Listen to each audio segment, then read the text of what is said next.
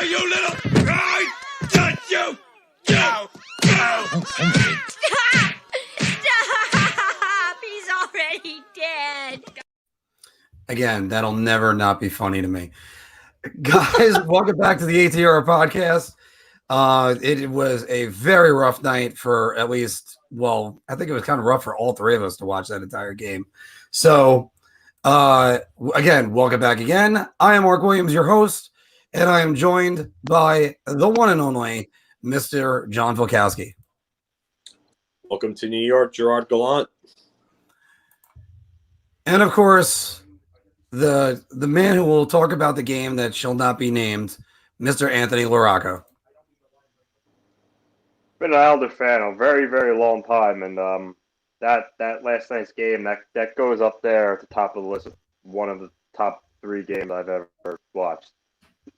So I mean, talk about such a juxtaposition from Saturday night, because Saturday night, and Game 3, they took control. The Tampa Bay took control of the series. Game 4, they come out 3-0. Everything looks like it's the Islanders' way. I'm saying the game is over at the end of the second period. Then Braden Point scores, Tyler Johnson scores, and then Ryan McDonough has that spinorama that Ryan Pullock absolutely just darts out of nowhere to save. And then last night, the only thing to say about it is, Anthony, 1-0, 8-0, it doesn't matter. It's the same thing. So, you guys don't have to worry about that. Oh, we already got one of the comments. Didn't seem too rough for me. Oh, thanks. But you know what? That's the thing. They're going back to the Coliseum. They got a chance to bring it back to Tampa. And Anthony, I'm just gonna let you start and sound off your thoughts on it. Well, before I talk about last night, you got to talk with the good and the bad, and we haven't had a show since their Game 4 went at the Coliseum, and that game was a good game for the Islanders. That first period, they kind of, I thought it was evenly matched. The second period, the Islanders were all over Tampa Bay like white on rice. The building was absolutely nuts. They rattled Tampa Bay there in the second. And then Tampa Bay came back and made a strong push in the third. Kudos to them. They're a really good team. They weren't just going to lie down and roll over for the last 20 minutes. But after they scored that second goal that made it 3-2, Trotz called the timeout. He settled it down, and I would say in that last 5 minutes, obviously until the whole Pulock play, the Islanders limited Tampa Bay, and they didn't really give them any chances to get that tying third goal. But in that Pulock play, I know we'll talk about that later in bar talk, but that was unbelievable. I really honestly couldn't even believe it. And from where I was sitting, I didn't see him behind Varlamov, so my heart stunk because all I saw was Varlamov come out like an idiot, which I still think he really almost screwed the pooch there on that play. And then I just see McDonough let go of the puck. And I thought, here we go. We just blew it. And then I just hear cheers. And I was like, oh, and I looked up at the Jumbotron and I saw what Pullock did. And it was just, it's just unbelievable. But, after that game, you're feeling good. It's following the same script as the past 2 series. Islanders, have a chance to take Game 5 and go up 3-2. And, unfortunately, last night they got waxed, fellas. They got completely waxed, and what it is? The Islanders are a mentally strong team. They really don't wilt. And I thought after that the Stamkos goal where he got the luckiest bounce ever, like Colin shoots the puck and it hits like a conglomerate of skates and just goes to Stamkos. But I thought after that the Islanders just were uncharacteristically careless with the puck. Their defensemen made bad pinches. I don't know if it was they felt the pressure of letting up the first goal and how that's gone in the series so far, and they wanted to get it back quick. And I don't know, but they just was all downhill from there. And it didn't help that the next 2 goals Tampa got were just bounces, I think, further deflated the Islanders. Like the Yanni Gord's second goal, Andy Green dives,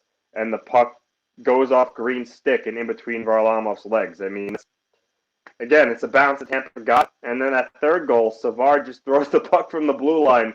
It goes up in the air and just, like, hits someone's shoulder, hits Varlamov. I don't know what happened, and just lands in the net. I mean, that's the type of puck luck that, kudos Tampa Bay. They earned it because they were playing better, but they literally got all that puck luck there. And the second period, I don't know if you guys noticed, but the Islanders actually came out hard. I don't know that sequence. I don't know how that puck didn't go in the net. Like two posts, Nelson has like a wide open net and he misses. It just when that happened, I'm like, all right, well, the hockey gods are clearly not behind the Islanders tonight. And after that small push, I think they were just taxed mentally after that. And Stamkos got that fourth power play goal and that typical Stamkos bomb.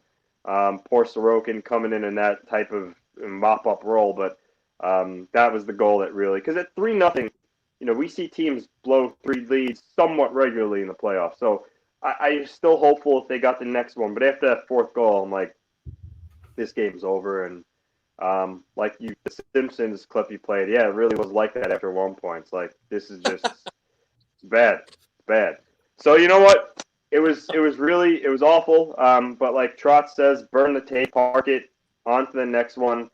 And Marc, you mentioned, losing on double overtime, 1 goal or 8-0. It's all the same, which actually the NBC broadcasters kind of brought up last night too. It's at that point, doesn't matter. A loss is a loss. Move on. And the positive thing now is they're going back to the Coliseum, which obviously really, really helps them. Could potentially be the last game at the Coliseum. I think the Islanders are going to come out really hard. I think they're embarrassed. I think they're gonna play like their lives depend on it, and it does. So we'll see what happens in this Game 6. But yeah, last night was just an anomaly. That's not Islander hockey, and I'm confident that next game we're going to see a close game like all the other games have been. So, but yeah, all you could say is shake it off, and move on. John, give me your thoughts on the last 2 games. We got a couple good comments and another topic we have to go over right in a second.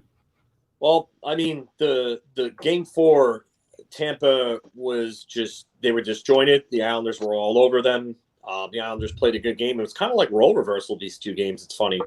They're just like the exact opposite images of one another.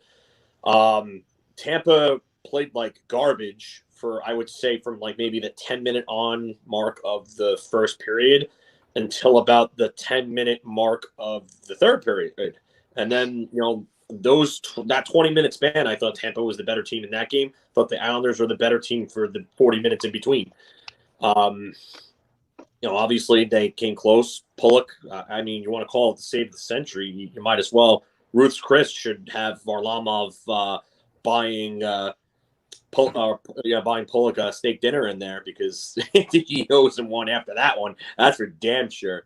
I mean, that was incredible. And he didn't cover his hand on the puck. Really smart play. Anthony, you mentioned that in the chat. I went back and watched the replay because I wanted to see if he did or not because that's such a hard play to make in the moment. It really is.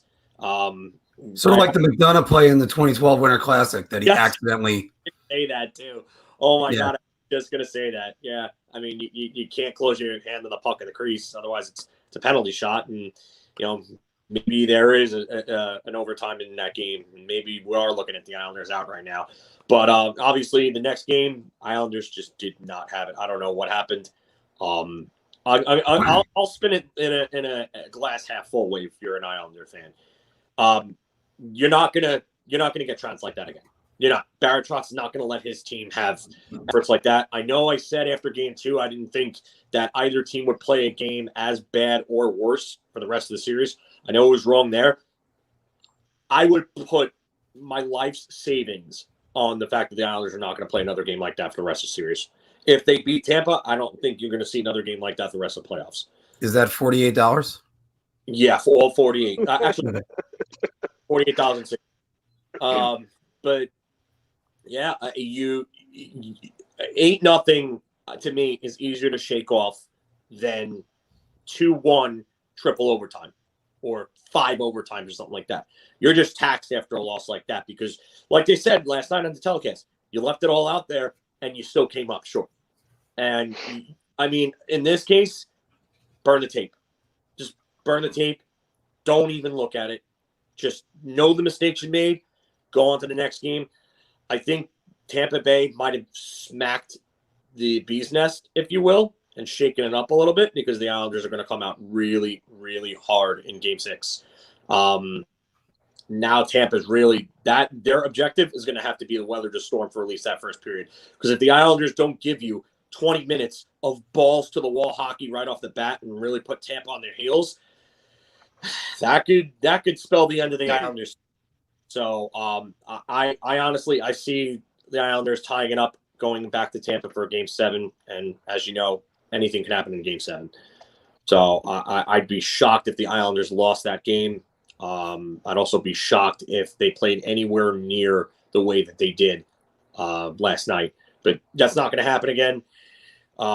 Tampa, you're not scoring 8 goals again. That's just not going to happen. Barry Trotz isn't going to let that happen. He's going to configure with everything he can, and he's going to make sure that his team is up, ready to go, whether it's smelling salts to the face before the game, right before the opening face-off. I don't know what he'd do, but I'm going to tell you right now, that team is going to be – they're going to look like they're on speed from the opening face-off, and Tampa is going to have to weather that storm.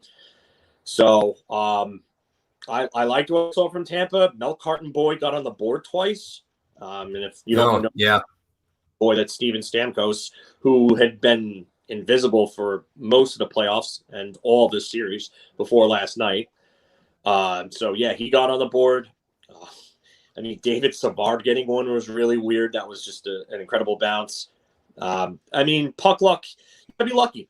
But, I mean, at the same time, you got to be good and you got to be working your ass off to get those lucky bounces. It did. Just as the Islanders did with some of their goals in the previous games. You get those bounces when you skate hard and you play hard and you make things happen. So, I mean, kudos to Tampa for that. I mean, I feel bad for Varlamov because there's nothing he could have done on either of those 3 goals. He was a sacrificial lamb, and they brought in Sorokin, and then he became an even bigger sacrificial lamb because Tampa actually started scoring legitimate goals on him and just absolutely took them to the woodshed. Yeah, Luke Shen, just how? Yeah. But, yeah, I mean.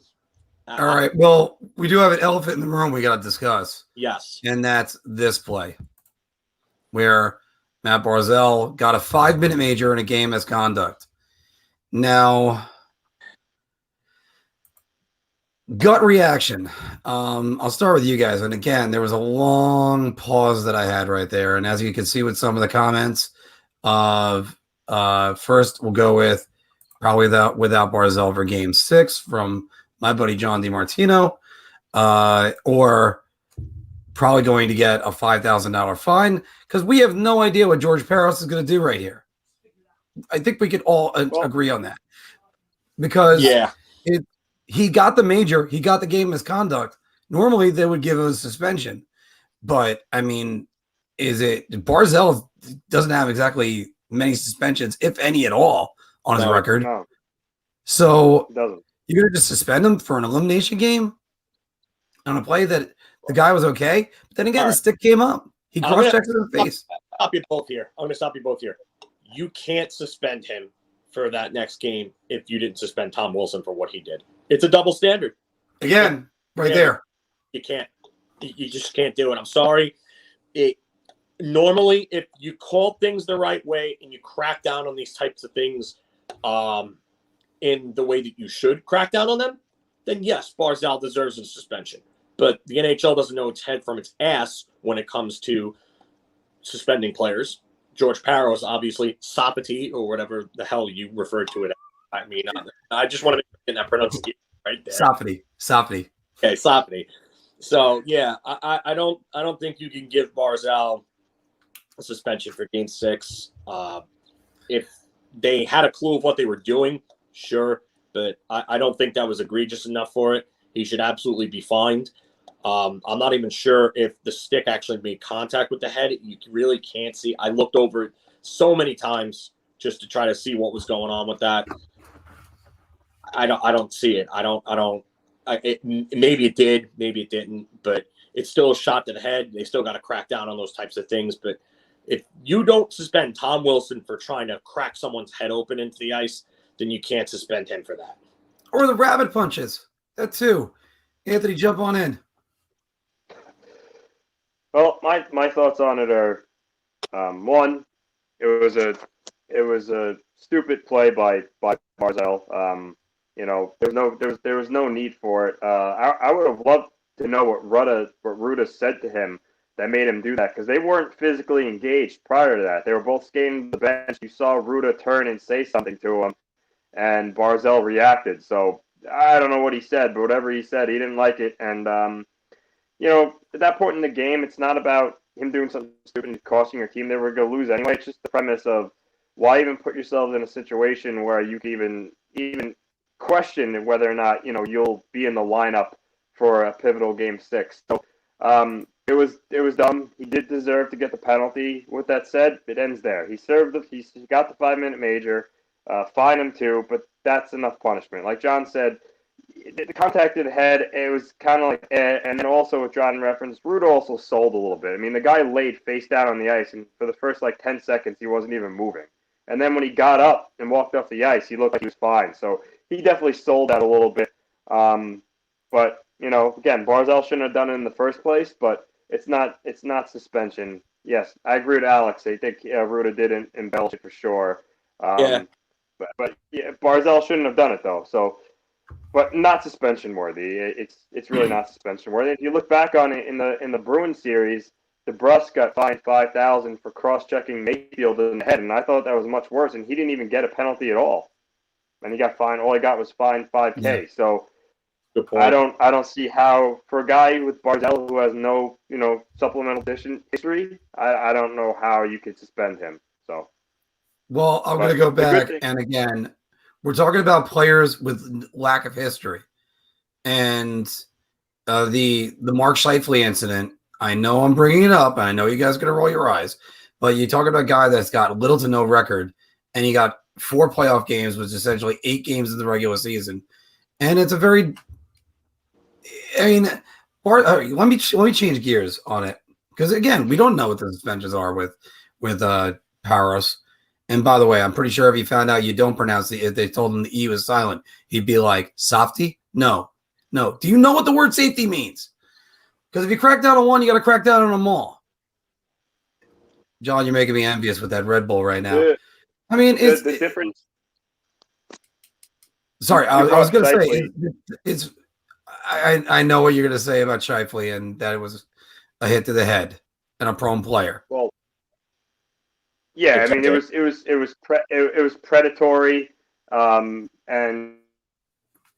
Evans never saw something. At least Barzal and Ruda were face to face. They were having an altercation. Like Barzal didn't, hit a defenseless player. So that looms large too. Well, the question I was going to have for you guys is this a case of Barzal just being the Islanders' penalty minutes leader again? Is he going to learn? You can't do this in these situations. I'd only imagine the reaming that he got from Trotz after that. I know, like Anthony said, I know that they were losing. It's not like he cost them the game or anything, but Barry Trotz is a stickler for plays like that. Like when you make a dumb play like that, he will ream you out for it, and he's been hard on Barzal in the past. So I can only imagine the reaming that he got for that play. I can't imagine Trotz not screaming his damn head off in the locker room afterward. All right, so Anthony, I'm going to start with you on this. What's disappointing you so far? Well, it's after Game 4. I was pretty happy with how the series has gone so far. 2-2 against the defending Stanley Cup champions, and you're in a series. I would just say for me, what's disappointing me is just how the Islanders didn't look. I don't know if you want, whatever you call it, prepared, motivated. They looked. They looked at all out of sorts, and for me, they had a glorious chance to go up 3-2. And let's face it, if they went up 3-2, I think we're all in belief that the Islanders will probably win tomorrow. So, if they went up 3-2, you're talking a chance to move on to the Stanley Cup Finals at home. Like, they blew a glorious opportunity, and it's disappointing to me that they didn't put a better effort out.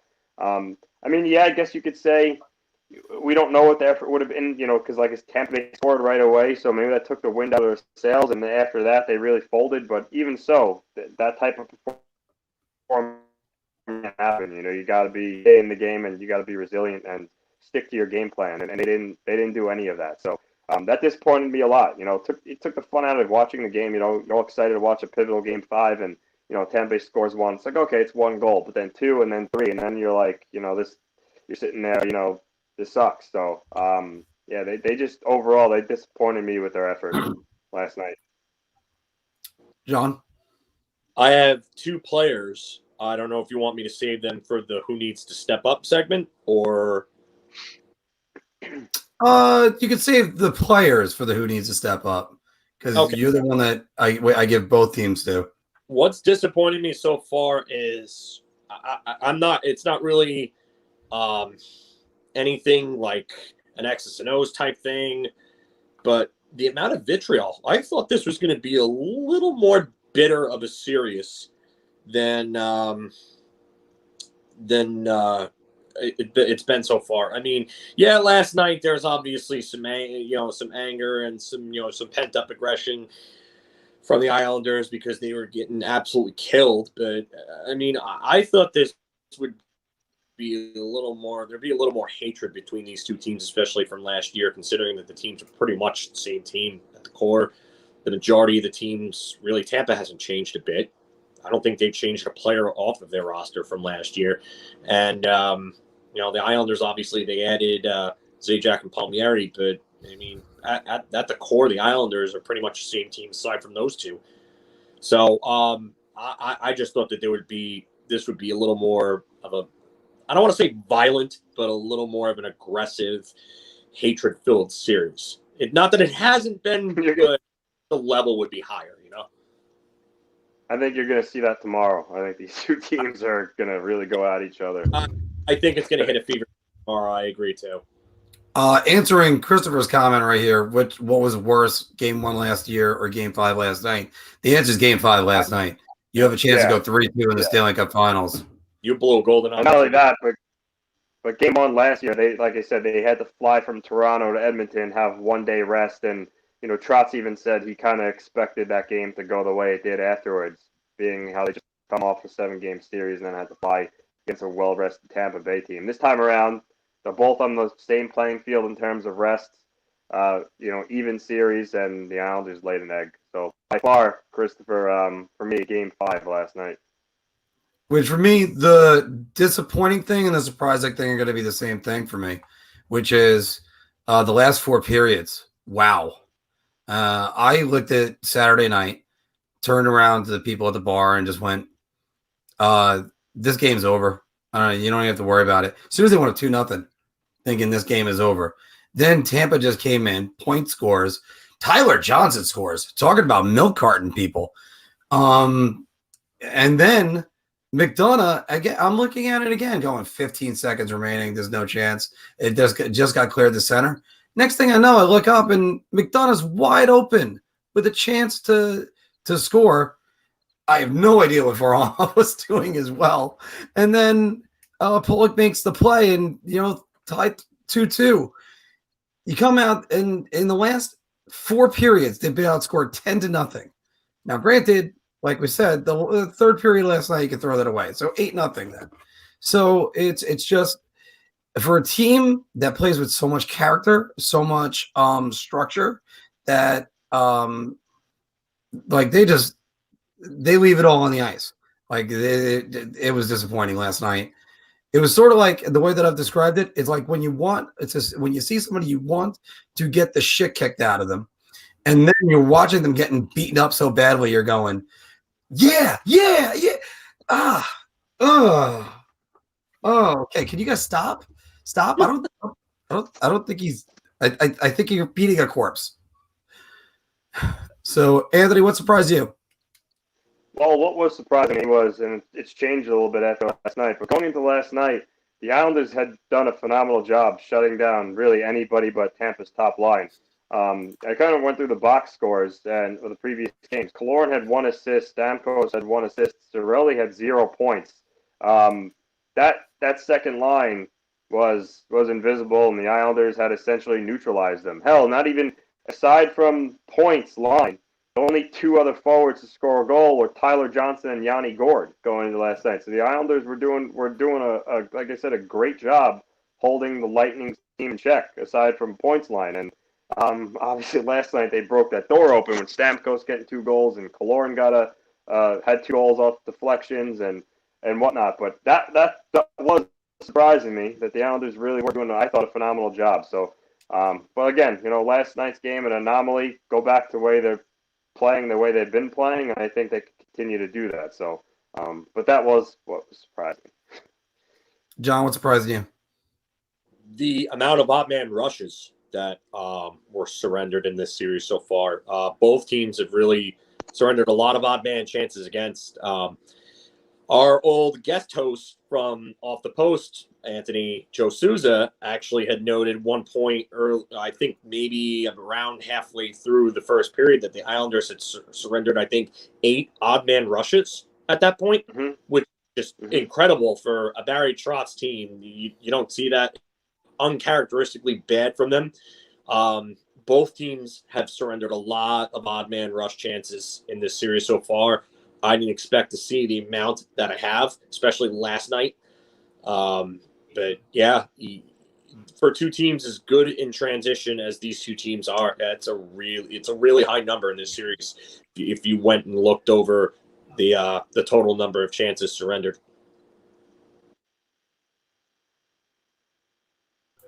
I was just muting my mic for a minute because I had some background noise. But by the way, it's funny because my roommates are saying the exact same thing right now. 8-0 or 1-0 was there. And so going back to what we usually say, who needs to step up for Game 6? I'll take it here. I know I might be stealing Anthony's answer, but from Tampa, Stamkos has got to step up. He's got to be a difference maker in these next 2 games. I know he got off the schneid, but Anthony noted that they shut down that second line for most of the series, and he was right. That line was invisible. I mean, Cirelli hadn't even had a point before last night. So kudos to the Islanders for being able to get that line off the score or keep that line off the score sheet. But Steven Stamkos has got to be a difference maker. Braden Point cannot just keep carrying everybody like he has, because he's been absolutely phenomenal. He's a Conn Smythe winner if Tampa Bay wins the Cup. Absolutely, there's no doubt about it. For the Islanders, Brock Nelson needs to be better.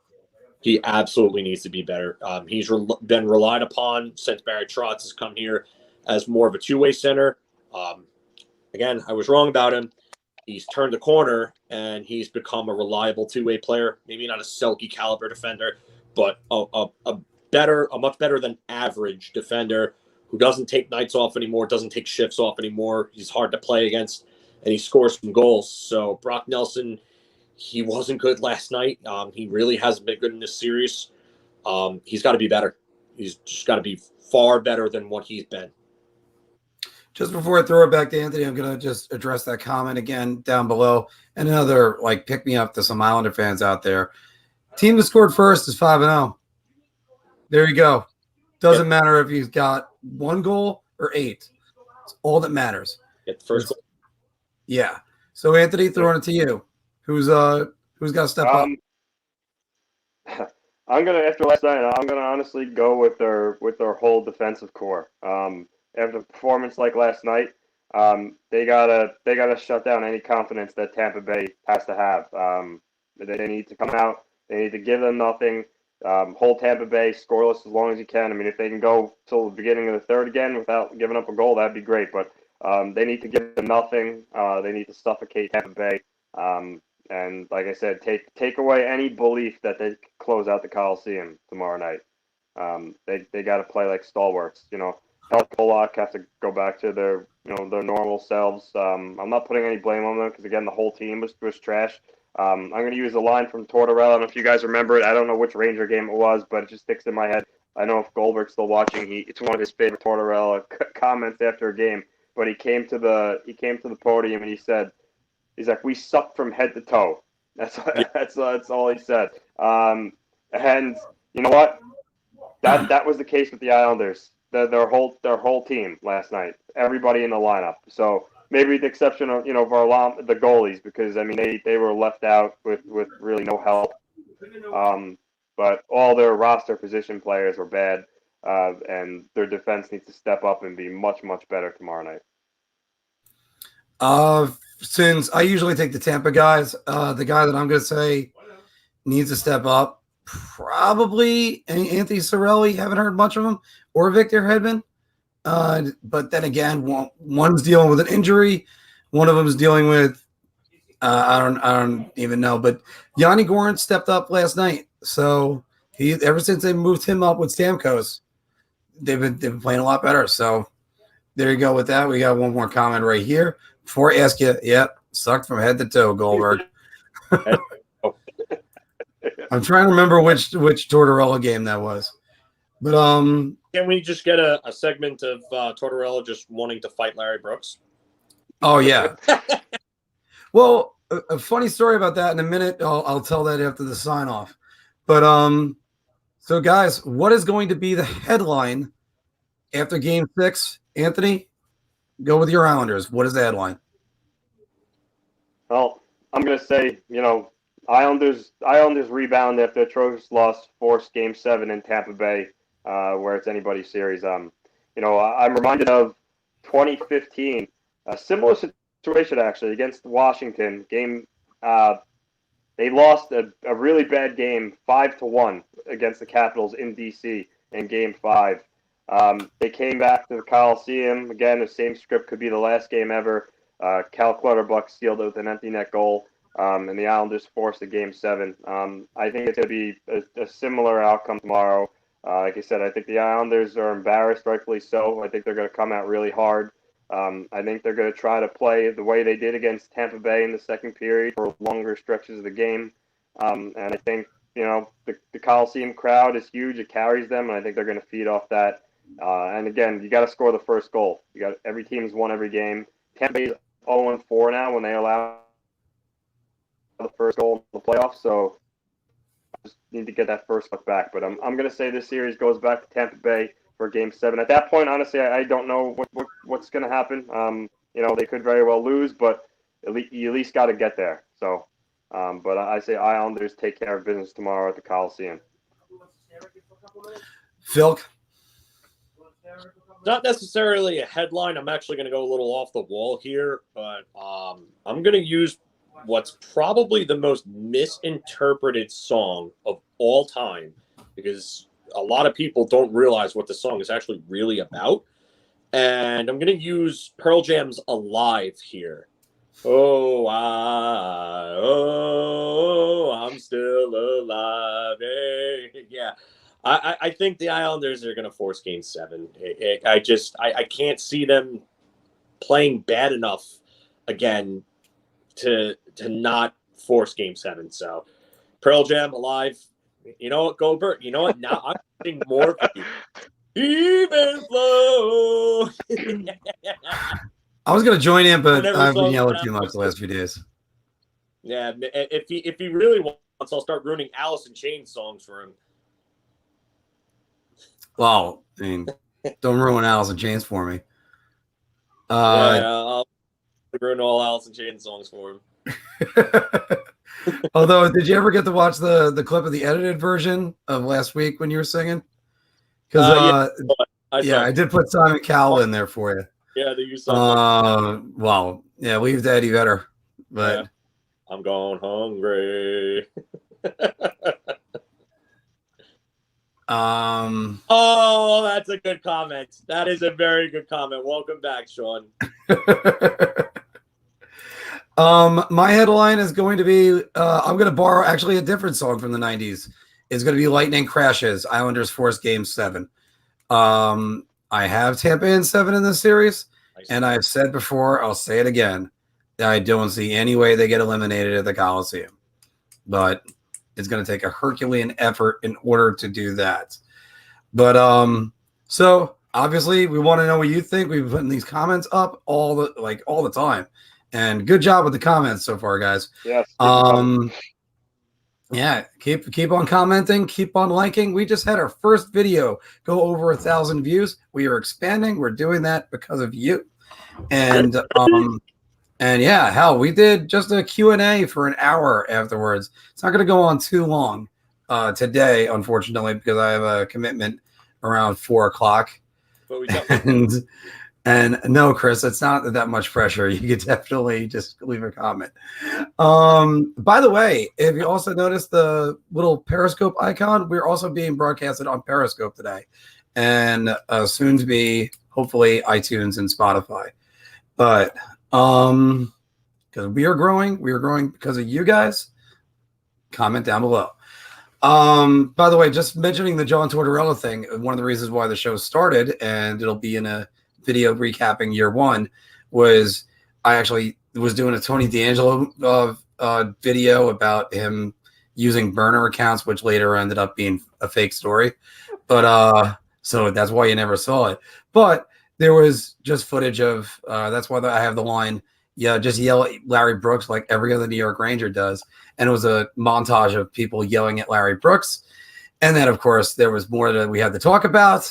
And the next thing I know, I have a Zoom call with Mr. John Polkowski, and the show was born. So that's how exactly to say that. All right, guys. So we're going to move on to some bar talk. As a matter of fact, let's get rid of that headline first. All right, let's do this. I'm going to take a shot on this one. I'm going to say beer. I'm buying everybody around on this. Oh my god. All right. Well, and would be fitting if there was vodka in here. oh, would be fitting if this was vodka too, but I'm going to do plenty of drinking before I go to the Mets game tonight. So everybody, welcome back to the ATR Bar Talk segment, where we are gauging our confidence on NHL topics based on our choice of drink. And our first one is going to seem way out of, Twisted Tea might work as well, Chris. Oh, that's good. That's a recipe for disaster, Chris. Yeah, that stuff goes down so quick. Oh, It does. Our first Delicious. topic, we're gonna throw it to Anthony, and unfortunately, it's just gonna make you shake your head. Semyon Varlamov is keeping this series close. I went back and forth between a shot and a beer on this, and I'm gonna say shot only because if you look, game one, that was probably the Islanders' best game of the series where they gave Tampa Bay nothing. He wasn't really overly worked that game. It's not like he kept the Islanders in it. So that was game one. Game two, they lost 4-2 again. He was average. I don't really put it on him, but he was average at best. Game three, the 2-1 loss, I would say that's probably the game where I thought he played the best. And then game four against Tampa Bay, when the Islanders won, again, he was, he made a good save on Kucherov when the game is 3-2. And then last night, obviously, I don't blame him at all, but I would say look at the game the Islanders won, and I don't say it was because of him at all. But again, with that said, he wasn't bad either. I just don't think he's the reason why the Islanders are one win away from having this game go 7. So obviously, we don't know what happened tomorrow. Tomorrow, he could stand on his head and be one of the reasons the Islanders win. But as of right now, I don't think he's the reason why the series is close. So yeah, shot ultimately. Filk? yeah. Shot. Yep. We're going shots. Little John going shots. But I don't know how you can really say that he's kept this series close. It's not like he's the reason they're losing. It's definitely not. But you can't really say that he's really kept them in the series. Like Anthony said, I mean, he's been really kind of average. He hasn't looked anywhere near the Varlamov of last postseason, where he was the reason why that series last year against Tampa was close. But no, this has got to be a shot. I'm going to upgrade it to beer. Only because I think Don't you? You just have to be the controversial one. no, I think and yeah, if you can't score, you can't win. I think there were times where I was just watching the series and thinking, yeah, Varlamov is really bringing it. I don't think many of the goals were really his fault in this series at all, and I think he's made a bunch of good saves. I thought Vasilevsky stole Game 3, even though Tampa dominated that game. But there's definitely some motivation to go save for save with a fellow countryman and reigning Vezina Trophy winner. A lot like the way that Swedish goaltenders always got up for Henrik Lundqvist. You know what? Like I keep saying about this, we talked about it earlier. Those 3 goals, not really all on him. But he's definitely fared a little bit better in this series. Chris says besides Game 6, he kept them in each game. Or you mean besides Game 5, Chris? Because Game 6 Game 5 hasn't been played yet. There we go. All right, and he immediately fixed it. Yeah. All right. Unless he knows about the future. Yeah, I don't. Do you know about the future, Chris? So I don't know about that. I mean, if you want to say that he's kept them from getting blown out of the building in those losses, I guess, but like keeping them in the game means that it's like really, really, really tight. And I don't think any of these games have been really all that tight, aside from, I would say maybe Game 3. Game 3, the 2-1. Yeah, Game 3 was tight. That was the tight game, and that's another thing that's really surprised me. That none of these games have really felt all that tight aside from that game. Well, speaking about the games over the weekend at the Coliseum, Ryan Pullock's save is the play of the playoffs so far. And you know what? I'll start it. I'm going to buy everybody around. That was amazing just to see. Now again, it's so far because you didn't think like that he was going to come out of nowhere just to make that stop. And then the presence of mind to make sure he doesn't close his hand on the puck. That's the other thing, because when they went to video review, I went, okay, did he close his hand on the puck? No? Okay, we're good. Then that's a good save. Wow, that was almost a supreme letdown by the Islanders, and we would have been talking about this comeback for a while. John, go ahead. Absolutely. If anyone says anything other than buying around, I think I'm going to have them committed to South Oaks. Because I've never seen 3 announcers on one panel all go, all of them did it. Because nobody could believe he made that play. And just, I thought once McDonough made that turnaround move and Varlamov was out in bumfuck nowhere. I don't know what the hell he was doing on that. Anthony said, almost screwed the pooch. But like, oh my God, that was absolutely insane. Absolutely, Alex. But you just, like you said, the presence of mind to not only make the play and then not close your hand on the puck and take a penalty, even in the dying seconds of the game. Because if he takes a penalty there, that's a penalty shot. That's absolutely a penalty shot. So, you know what? Kudos on Ryan Pullock.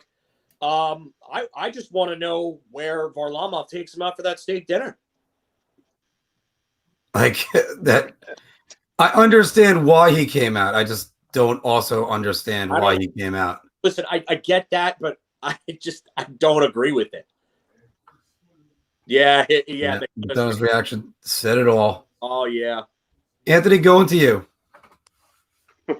Round for sure. I mean, you guys said a lot of the things I was going to say, but yeah, for me, the presence of mind not to close the play, especially in a high, pressure situation. I'm sure he was, how crazy that was. I'm sure he was probably, kind of like stressed out and just thinking fast. The fact that he didn't distinctly just put his hand over the puck, or he was cool, calm, collected. He made himself, big. I think a lot of guys in that situation would dive with their stick and hope to get it. In that situation, all the puck has to do is hop over the stick, and it's in the net. He went down on a knee, so his body was there in case the puck skipped, which it did at one point. So he really played that. He really played that perfectly. He really did. And that's something where if, looking back on what happened last night, if that goes in and then the Islanders lose in overtime, the series is over already. So, one other thing, I just want to say one other thing about that, which thinking about it from the term, from the position of actually playing defense, he had the presence of mind not to smack the puck back out of the crease to a player that could have scored afterwards, because there was enough time for it. There was just enough time. If he would have smacked that back out into the slot, and let's just say, I don't know, Kucherov was there for that. I mean, Kucherov could have put that in. So he had the presence of mind to not only close his hand to the puck, but not put it right back out to a player that could have scored. So good on Pullock. That's an incredible play. And now, just to close out this segment, we're going to give you what it sounded like on Tampa Bay radio. And the puck goes over to the slot. It's McDonough. Spin around. Oh!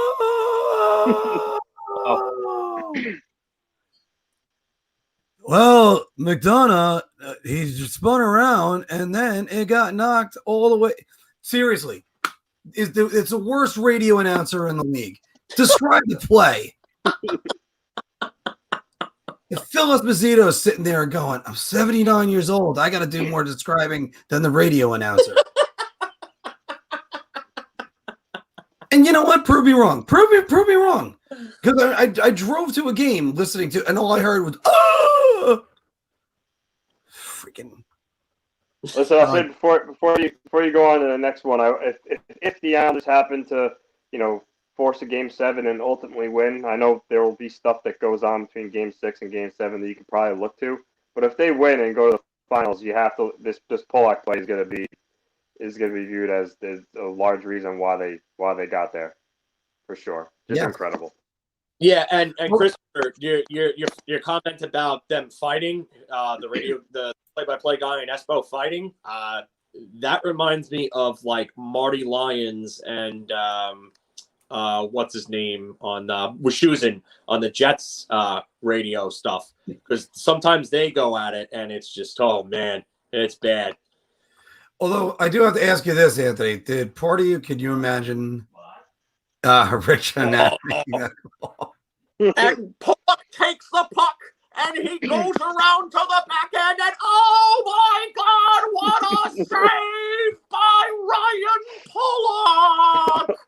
God, grand larceny! Somebody get that man's dog back from Pulock!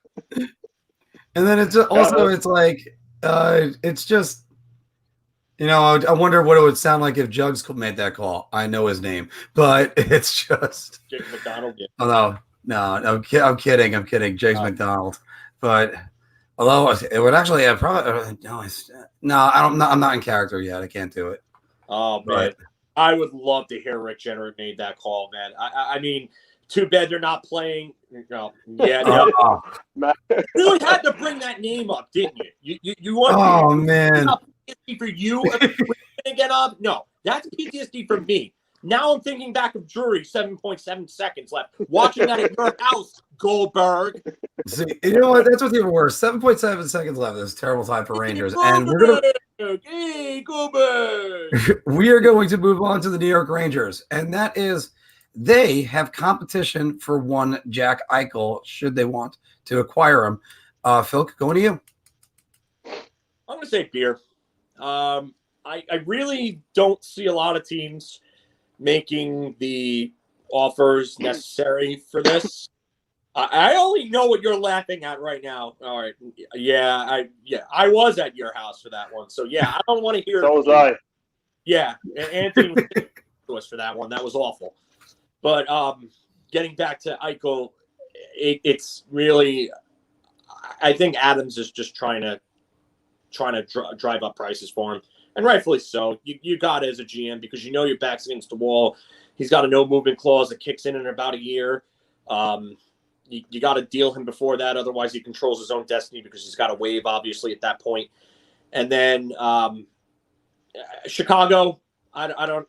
Larry Brooks, I don't know what kind of smoke you're trying to blow out of your ass there, buddy. But that ain't happening. They don't have the pieces for him, and Chicago would essentially take steps backwards if they were doing that because they'd have to give up a lot of the depth to do so.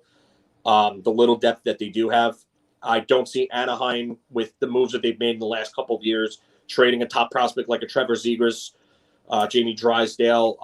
If you still want to consider him a prospect, I don't know what other pieces they trade at that point. Does Troy Terry really move the needle for Adams? Does Sam Steele really do it at this point? Isaac Lundstrom? I don't think Lundstrom really does anything for them at this point. But I don't know. They have. You want to talk about Calgary? I heard them mentioned. They're not trading Matthew Tkachuk. So whatever you're smoking, stop smoking it. Lay off of it. Because For sure. Yeah. Monahan, not happening because he's 27 going on 28. And what value does he hold to them at that point? I mean, he ain't going to stay there. He's got a couple of years left on his deal. Gaudreau's an impending free agent. No value there. But they don't have the pieces. Minnesota is the one team that I really see that has a need. They have some pieces, but again, they got whatever depth they have trying to make this deal. So I would say it's the Rangers, even though John Hoven says that LA is out on it.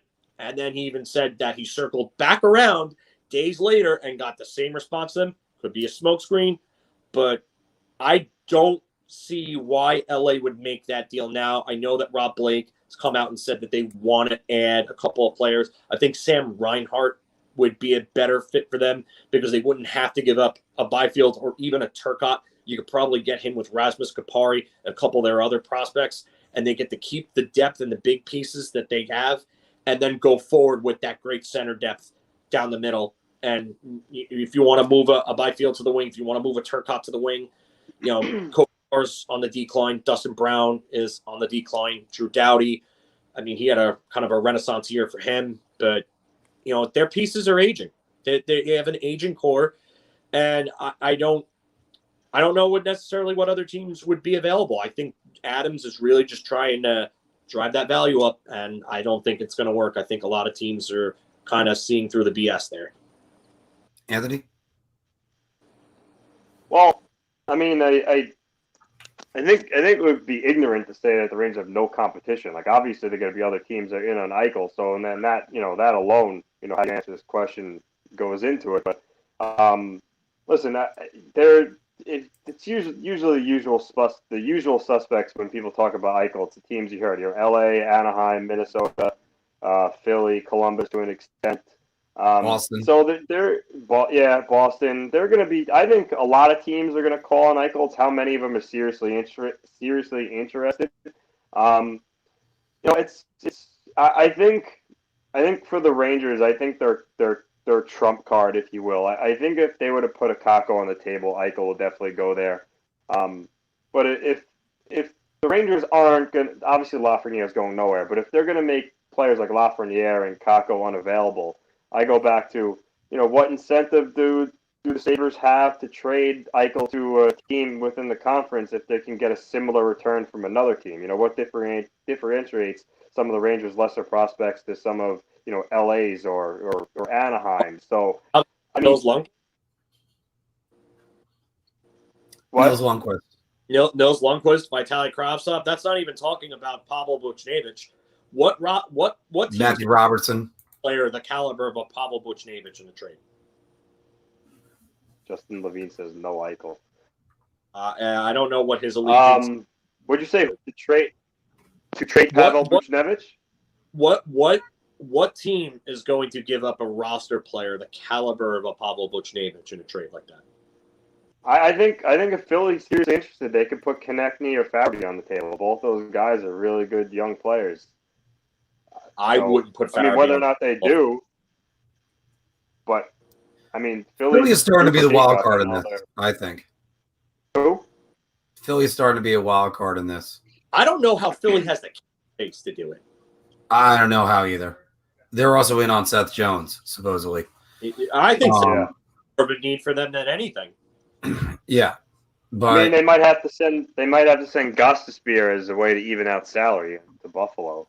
Why would Buffalo want Gostisbehere though? I think if you give him a change of scenery, he'll revive his career a little bit. But again, though, I think that he maybe has 1 year left on his deal. He ain't gonna stay there. No, that's probably the thing. Not. No, but What's in Buffalo's direction? What's their plan right now? And their plan has got to be to get the best that's possible back for him, but understanding that they can't overplay their hand because Adams doesn't have the leverage that some think here. Because, again, you got to move him before that no movement clause kicks in. He wants out, and there's no way you could bring him back. He's a distraction. He's an now. This is what I'm going to say about that. And I'm going to go with beer because obviously they have some competition. But they're right now getting nothing for Eichel because there's no way, if I'm a GM, I'm Chris Drury, that I'm giving up top prospects and for a guy that's going to get neck surgery that won't be ready or in time for opening night or maybe ready in time for opening night. I don't know what he's going to be. He's got 4 more years left on his deal at $10 million per. You better be a sure thing. You better be Artemi Panarin ready to go. Instead, we got a guy that you're like, is he going to be the same ever? And the other thing to go with getting Eichel, and this is where I have my reservations, is take that top power play unit. Are you taking Mika Zibanejad off of that? Are you putting Eichel on the Ryan Strome spot? Or are you taking Panarin off of that? You taking Fox off of that? Are you throwing him in front instead of Kreider? Of course not. So then it's that just that power play unit. And that's where I go. I think the more and Buffalo, what are you going to get? And you're going to have Sam Reinhart. And Chris is right about this. I think it's going to be a retool more than a restart. But if you're Buffalo, I'm going to say to these guys, no, you're coming back. You're coming back. The no trade clause doesn't kick in until July 1st next year. So you come back, you build up your stock again. Then we can get a great trade out of you. And Sam Reinhart, either you're playing for us or you're sitting out a year at home. Enough of this crap. When I think about Buffalo and rebuilding and how important this Eichel trade is, that's why when I think about Anaheim, even if they don't give up Zegras or Drysdale, one of the reasons why I think it could work is Buffalo has mentioned they want to try to do this trade before the draft because they would like to have 2 top 10 picks. Anaheim has the 3rd overall pick. I mean, having the 1st overall pick and then getting 3rd overall from Anaheim, that goes a long way with rebuilding. You're talking you come away with, let's say, Owen Power and Matthew Beniers. And not to mention, let's say you get Maxime Comtois along with Anaheim's 3rd overall and, a couple other picks and prospects or swap out Comtois for Steele or whatnot. That's a good haul for Anaheim. When you get the 1st overall pick and then the 3rd as well on top of what you get from them, it's not Zegras or Drysdale. That's still a pretty good package. So, I mean, Buffalo could highly value that from Anaheim, that 3rd overall pick. John, back to you to close it out. Yeah, that while that's true, but I just don't see why Anaheim would want to take steps backwards, gut what the depth that they have, and be in Buffalo's position with Jack Eichel and then Zegras and Drysdale, and what else? I mean, Hampus Lindholm's getting up there in age.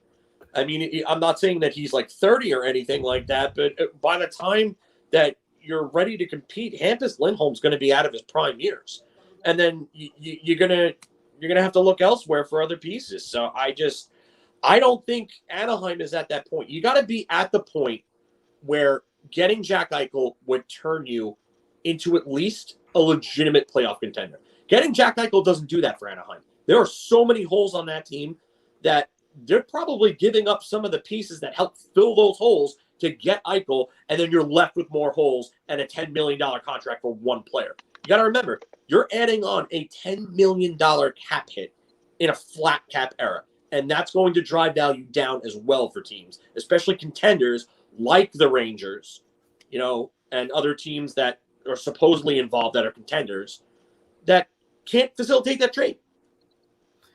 I look at that cap hit. I just think it's too much. I just do. That's just, and you know what? Do I like Jack Eichel? Yeah, I'd love to watch him play with Team USA, and I'd love to watch him play in another red, white, and blue jersey. But there's a notion. I'm sorry, I was supposed to be you close out, but it's sometimes when I think about this, I think about it as EA Sports NHL 21 or fantasy sports just I don't want to use the word nonsense, but it's that ideology of you need to have more superstars and more superstars. Well, eventually you run out of spaces to play these guys, and then they don't play. It's just, it doesn't. I just don't. I'm actually having trouble seeing Jack Eichel as a Ranger, and to be honest with one of the guys that said it just now, no Eichel. I think they're fine without Eichel. I think he could do better than Ryan Strome, but there you go. Leave all your comments on Jack Eichel down below. Chris Drury's front office shakeup is good for the organization. John, lead us in. Oh, I'm gonna have to say beer, and I lean towards shot because I don't like the fact that they got rid of Nick Bobroff.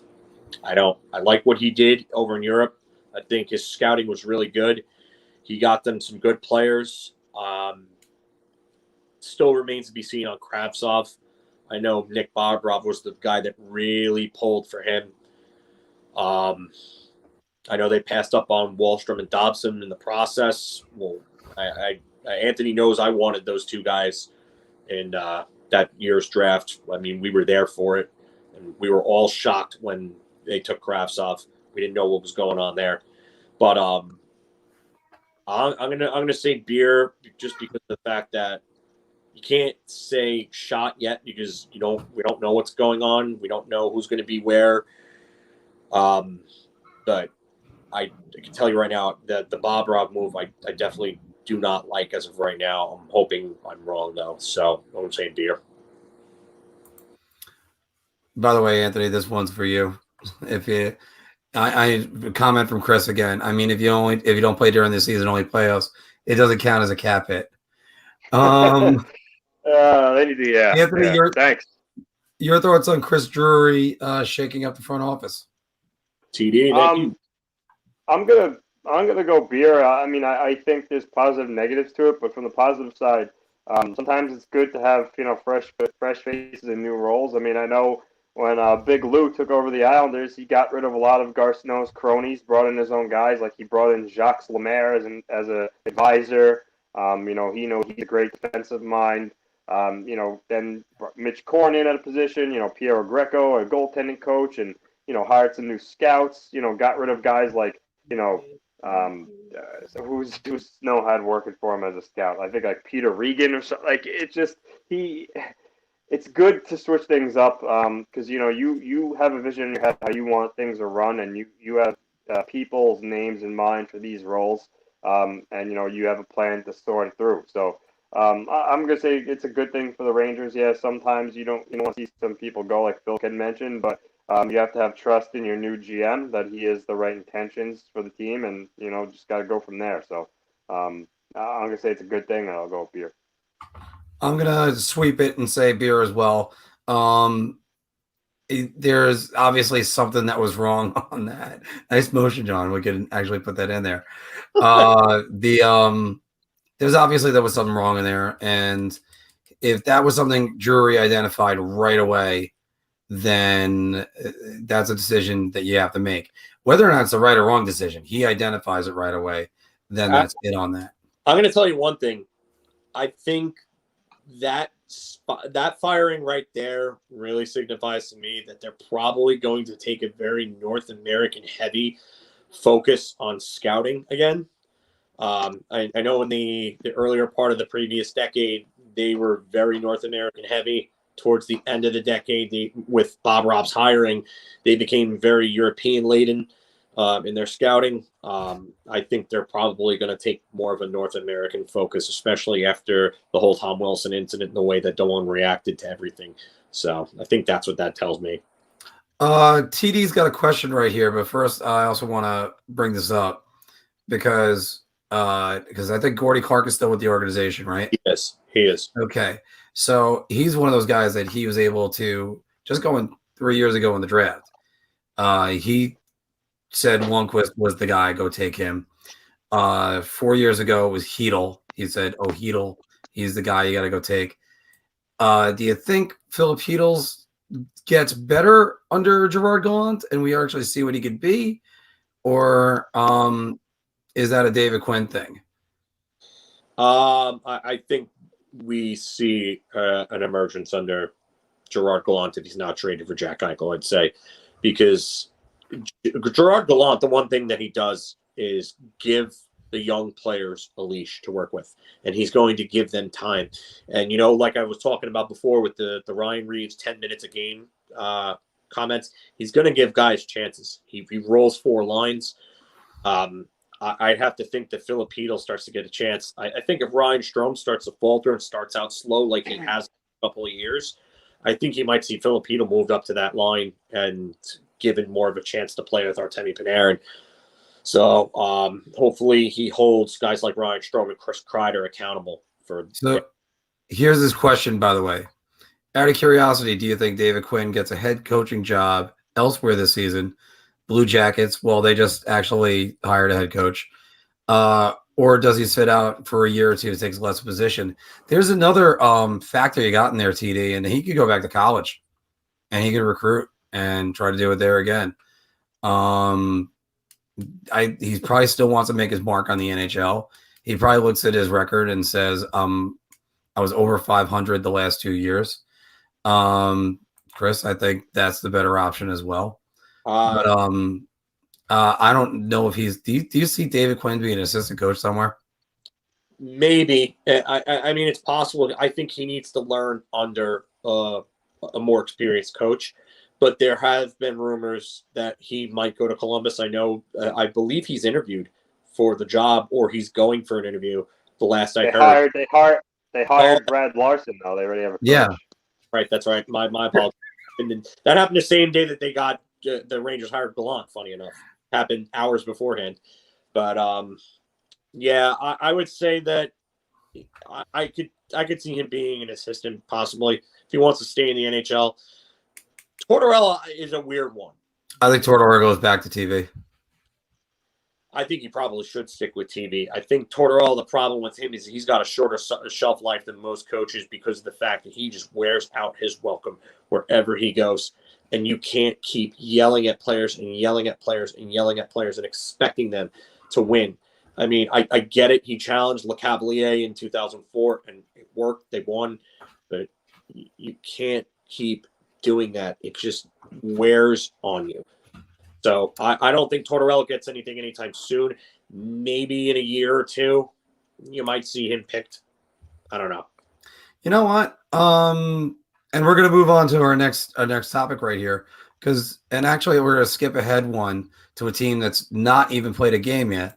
But Rick Tocchet is the right coach for Seattle. Anthony. I'm gonna go round on this actually. When I look at some of the coaches that are left, that you hear the most about at least, Rick Tocchet is the main one out there. I mean, you have other lesser guys that have been whispers about, like Bob Hartley, but I don't think he's going to come back to the NHL. So you have candidates like that. Mike Babcock, but he hasn't actually been tied to any job per se. I don't think he's comfortable right now with NBC, even though they're going defunct after the playoffs are over. But so yeah, I say Tocchett's the guy. I think he's already interviewed twice with Seattle. I think for a team that's going to be in its first year in existence, with probably the same case as Vegas, some players who are going to get bigger roles with a new team, I think he's suited to handle that. He's coached some Arizona teams that have been young teams and teams that haven't been that good. And I know he knows how to handle it well. So I'm going to say he's absolutely the right choice for Seattle. And I would think maybe we see them make a decision sometime soon, because I know they're going to want their coach in place, leading up to the expansion draft, obviously, which is, less, I think just about a month away. So yeah, I'm gonna go round here. Filk? I gotta go round two for basically all the reasons that Anthony said. Yeah, I don't know if there's a better option available for them at this point, really, to tell you the truth. I would agree with Justin. He's most likely going there. Especially you need a coach that's experienced for an expansion franchise. And I'm not going to say that he can be Gerard Gallant, but I think he could probably get a decent amount out of whatever roster they end up constructing. He's obviously going to want an input on it. And in this case, I know, like I said with Gallant, like how I think that a lot of his problems at his previous stops were the fact that he wanted a little more input with the front office. I think that you have to give the coach input in the way that the roster is constructed, because you're going to be throwing together a bunch of guys from all different teams. I think the coach is going to want something. Ooh, Tortorella. I don't think he'd be good for a new team like that. No. Yeah. No, I don't. I'm fit for that. I think his shtick would. I think he maybe would last 2 seasons at most, because I think the guys would just get tired of getting yelled at, and they're not a good team. They're not going to be a good team right off the bat, unless GMs play themselves once again like they did in 2017 and give up. March is so. Yeah, I know, right? March is so right. Florida. Okay, we all want to see the press conferences, Goldberg. Yeah, I mean, I can only imagine how bad the press conferences would be, especially with the rain all the time in Seattle, and then Tortorella just being pissed off on top of that. I can only imagine him just yelling at reporters in Seattle. That would be that you could call sleepless in Seattle. But yeah, I think Tockett's the right guy here. I just think that he did a lot with what little he had in Arizona. So I'll say round here. I just saw another question, but we're going to save that for after we do our editorials and our honest comments, our honest pressers. I'm going to go by everybody around too, because I think Tockett's going to work more for the defensive zone out, and that's what you need for an expansion franchise. Is going to be thin on offense, I would say. Most expansion franchises are. Again, we're not going to count the Golden Knights as one of them. That was such a rare exception in every single way. But it's he was at least a commodity that was going around. I thought he did a decent job in Arizona. I don't know if it was good or bad. I mean, I forgot how to pronounce the GM's name. Chayka. What was it again? John Chayka. John Chayka. Okay. I almost said John Chayka. And then, of course, Jacob Chikrin went through my mind for obvious reasons, thinking about Arizona. But because, I mean, he also might have some questions, too, that go into that. So we'll see about that. But I'd say, again, buy everybody around. From the expansion team that's coming to the previous expansion team that's still playing right now. The Las Vegas Golden Knights, Vegas is keeping Montreal on this series. If I said it the other way, it would have been improper grammar. I'm going to go last on this. Anthony, you go first. Vegas is keeping Montreal in this series. I mean, Montreal has played really good. I don't want to take anything away from them, but I got to go round, only because if it weren't for Fleury's gaff, it'd be 3-1 right now, Vegas. I mean, Montreal tied that game with 2 minutes left because of his poor play with that puck behind the net. So, I mean, that's a big difference maker. And that's the definition of essentially keeping a team around and keeping it close. When you make egregious mistakes like that, sometimes they're too hard to overcome. I mean, we'll see if Vegas could take the 3-2 lead and maybe put that in the rear view tonight. But that alone kept Montreal in the series. Like I said, otherwise it's a 3-1 series. So, I think I'm not going to say round just because other than that, Montreal has played good themselves without Vegas making some mistakes, but that plays a large role in it. So, I'll go beer there. No. I'm going to have to say round. I don't think Marc-Andre Fleury has been good enough in this series. The first game, he really wasn't tested all that much. I mean, he was good when he had to be. But Vegas absolutely looked like they were about to run them out of the building in Game 1. I think that Marc-Andre Fleury just hasn't been good enough. And part of that is Carey Price has simply just been better. Carey Price has played the best goalie I've seen since his 2015 MVP, Hart-winning and Vezina-winning season. But yeah, Marc-Andre Fleury just simply has not been good enough in the series, and that gaff was absolutely costly. Like Anthony said, you're looking at 3-1, and you're looking at Montreal possibly getting eliminated tonight if that wasn't the case. So, yeah, I'm going to say round here. I put this up after game 3, and I was ready to say that it was around. First, by the way, thank you, TD, because I work very hard to make sure that these are pretty organized. And also, again, good chemistry. I got 2 partners, even when one abruptly leaves. And I then don't know why comes my back. iPad just randomly just kicked me off. Like there's no lag in any of like the Wi-Fi. It's just automatically sometimes just gets disconnected. I'm like, all right, well, I mean, We had that happen with me 2-3 weeks ago, where Hi. I was the host and I got thrown out. yeah. So, but answering about this series though, I kind of put it up after game 3 because there was 30-8 to start the third period. They go up 2-1. Fleury makes a gaffe, puts the puck in front of the net, which is sort of like your typical Marc-Andre Fleury playoff moment since 2014 or 2009. And 2018 is when he went back to being the guy that's probably going to go to the Hall of Fame. But Vegas just plays down. You can't get all your goals from Alex Pietrangelo. You got to actually get forwards to score goals eventually. Are they doing a good job with defensemen getting goals? Yes, of course. Those set plays for Pietrangelo were fantastic. But the thing that I look at the Vegas has this habit of playing down.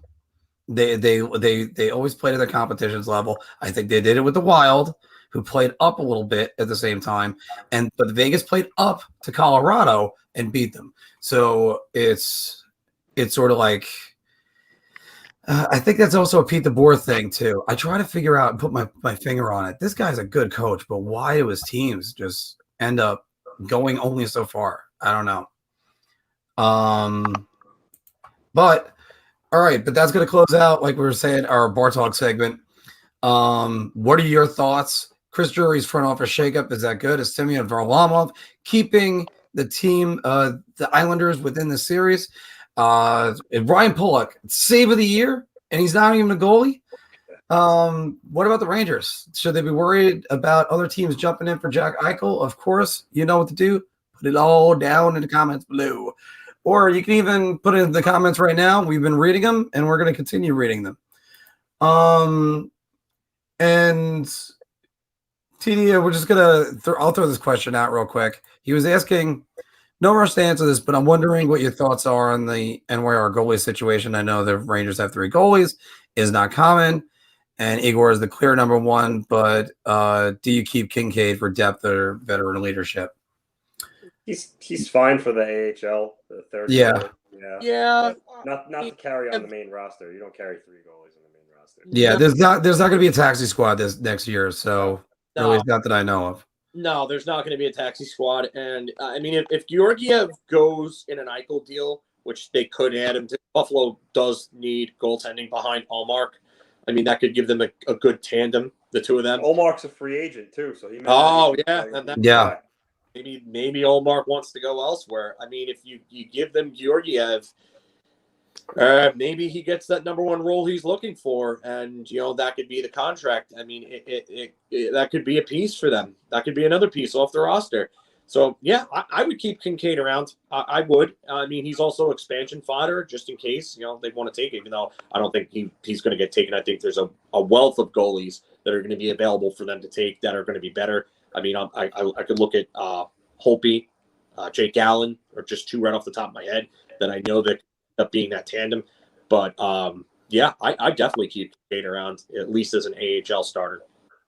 I also look at the 3 goalie system and say that it is an abstract disaster. On the island. Yeah, definitely on the island and in the island in the city as well. But and it was a disaster last year. It was a disaster this year. So no, you don't do a 3 goalie rotation. It's just there's not enough. There's only 1 net. You got to put a guy in there. It's funny because the guy that I point to on how to handle goalies in both the right way and the wrong way, because they're both the same thing, is Mike Keenan. Mike Keenan would go with a number 1 and ride him till his legs would fall off, like he did with Grant Fuhr in St. Louis.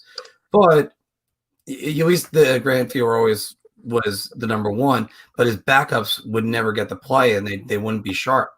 And if you saw previous videos that I've done with John, the goalie rotations have been terrible. They know. I would actually make sure it's a 2 goalie tandem. All right. We are going to do some honest pressers. So as soon as I have too much fun putting on the banners that I always just take them off. Tom, can you give me your sense of kind of where the group is at? Once again, my teammates come up short. All right, everybody. Welcome to Honest Press Conferences, where in honest press conferences, we take on the roles of those players and we say what those guys really want to say, players or coaches. So, or even executives. Hell, last week we had Stephen Walcom come by from the NHL, and he admitted that they don't know what the hell they're doing as referees. So we're going to go with a guy that was talked about very heavily over the weekend, the underrated version of the Islanders' top, or maybe I don't think he's underrated anymore, of the Islanders' top defensive unit, Mr. Ryan Pullock, who is Anthony LaRocco. So I know last week you guys had my defensive partner Pelech on. I'm glad that we're kind of had our coming out party this year. I know we're recognizing on a top pairing defenseman, but yeah, I know I've been made the news lately. I know game 4, I made a fantastic save to win the game for our team after my goaltender of Arley kind of went for a stroll out there. I still don't know what he was doing there, but he did take me out to Borelli's after the game and kind of hung out with the Barstool guys. That was kind of fun. I had a nice filet mignon. It was delicious. But yeah, listen, I'm a smart defensive player. I saw McDonough had the puck. He hesitated after Nelly dove at him, and I figured, hey, listen, this is gonna be bad. If the puck goes in the net, the place may burn to the ground. So, I just did what I could to keep the puck out of the net. I had it in my mind that if I closed my hand on the puck, it would be a penalty shot. So I made sure I kind of just shimmied out my glove, made my body big when I went down to my knee, and kept the puck out. And a lot of people talk about my shot. I do have one of the hardest shots in the league. I think you put my clapper up against Weber, and I think I'm harder. Hopefully, if I actually make the skills competition, which I should be in, I can prove that next year. But I could shoot the puck really hard. Hell, in game 1, I put my clapper straight through Vasilevsky, hit him, and just keep going right on into the net. But aside from my offensive game, I took strides defensively. I got a lot better, and I think the play the other night was the culmination of that. And hey, you know what? Maybe next time people talk about Norris trophies, I'll get some votes along with my partner Pelech, because we're 2 of the best, and I'm glad that I was able to help my team win. And we got shellacked last night, but you know what? We felt bad for Tampa Bay. We kind of demoralized them on my save at the end of game 4. So I figured, they might commit suicide if we beat them again. So we took the night off. We had a couple of drinks on the beach, and Barzy was hilarious, and Uncle Leo was telling his jokes. But I'm not going to tell you those guys on air. I wanted to keep this PC. But we'll come back to the barn, and game 6, we're going to take care of Tampa Bay, and we're going to go on to a game 7. And hey, I'll make that save again if you guys want to see it, so I can make anything happen. But I'll take some questions. Actually, can you do me a favor? Can you reenact that save, going from what your thoughts were initially when you see Ryan McDonough, and if you could do it also in a slow motion of your thoughts as you're trying to knock that puck out? So what are you asking me to do? Just reenact that moment. Physically? Yeah, even a little bit physically. You got to describe it too. Well, I said to myself, holy crap, what is my idiot goaltender doing? And then for a minute, I thought about, what I was going to have for my post-game meal. I was debating between shrimp or some steak, and then I, kind of lightning bolt went off my head. I'm like, oh shit, we're going to lose the game. So I got on my horse. I kind of just got down on my knee, had my glove like that, and I got it out of harm's way. But hey, listen, it was a great play by myself, and like I said, I'll do it again if you guys want me to. I mean, I prefer not. We might need you to, because maybe get a little action movie moment, like a no. Yeah.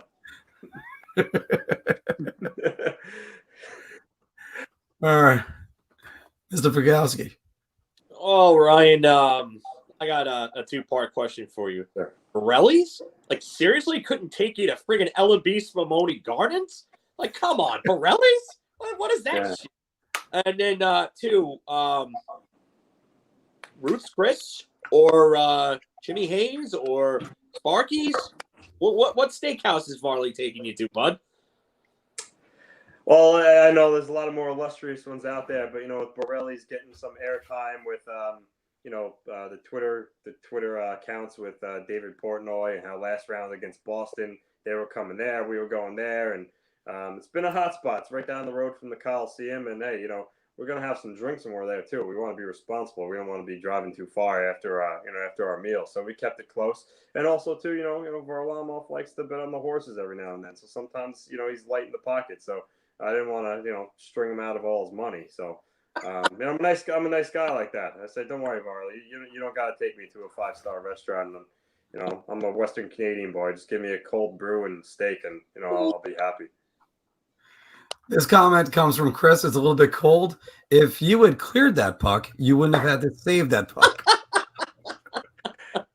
Yeah, I wanted to. That's true. I really with 10 seconds left on the clock when I got the puck behind it, and I really could have just ate it at that point, kept it in my feet along the boards and run the clock out. But I wanted to make things interesting, so I figured I'd throw around the boards and see what happened. It was kind of playing roulette, but can't be perfect. No, you can't be. But again, hell of a play. Thank you very much, Ryan. Thanks, Ryan. No problem. And now I'm going to be Pete DeBoer, coach of the Las Vegas Golden Knights. Everybody keeps counting this team out, or keep counting this team and saying, "Oh, well, they're not going to get past Colorado." Well, we got past Colorado, and they're the best team in the league, and we were the second best team in the league. And you know what, Macho Man Randy Savage style, I would say now we're the best team in the league. Oh yeah, so. The problem, though, I have is that we're up against a story team like Montreal that the NHL clearly wants to be seeing the Stanley Cup Finals again before it gets to the 30-year anniversary of the last time a Canadian team won. I mean, that's all one thing, but I mean, watching my goaltender in a game we're dominating fumble a puck, have it go in front of a yawning net, and then it's put in and. Watching them cheer, it's just, no. Don't you know I got Robin Leonard? Don't you know I like him better? Come on, Marc. You've been doing a good job. I mean, and then, so that's what I did. I went to Robin, and you know what? He was outstanding. He looked like he was back when he was on the Islanders a few years ago. So it's one of those things where I just think, Give me the chance to show that I'm a great coach, and I'll finally get my team to win a cup. That's just what I believe. And you know what? I got the team to do it. I'm under the most pressure out of any coaches in the NHL right now. How many teams have an owner in an expansion franchise say, we're going to win the Stanley Cup within 5 years? Oh, gee, thanks, buddy. Can you at least give me some time? And I'm the second coach. That other poor sap, I wonder what happened to him. But so, I'm going to take some questions right now, and I'll say this: Robin Leonard forever. Well, Peter, some would say that you have a history of getting to that final round and not being able to get the job done. Maybe you would say you call it a finishing problem. What do you have to say about that? Look. You got to get to the top of the mountain in some way. And sometimes you just can't get over that hill. I mean, it used to happen for a lot of great coaches, sort of like Tony Dungy. And he needed Peyton Manning. He needed to be in the right situation. And I think right now I'm in the right situation. Now that I'm starting Robin Leonard, I don't have to worry about that, slacker Fleury. And he was only nominated for the Vezina. He's only been a legend on this team. But that's why when I was just like, yeah, give me that guy, the one that's 6'10", and he can stop every single puck. But, and last year, Fleury wasn't that great for us, and I had to rotate the goalies back and forth, and we were nearly eliminated by Thatcher Demko. But it's a tough situation to be in because everybody expects us to win. And sometimes we look great. But you know what? People want to talk about me not developing or getting to a certain level and then not getting over it. How about me developing defensemen? Did you ever hear Shea Theodore's name before I got here? No. How about Alex Pietrangelo playing some great offensive hockey right now? And you know what? I don't even know what happened to the guys that I left in San Jose, Burns and the other one.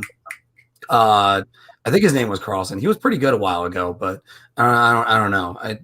It's just as far as I know, I get my team and then they choke. I don't know. I mean, you might call me the non-French version of Alain Vigneault, but I don't know. It's something. I'm hoping my team gets over the hill this year, and I never have to hear about questions about my team stalling ever again. Peter, you obviously coach a team in Vegas, Sin City. It's one of the best cities with nightlife.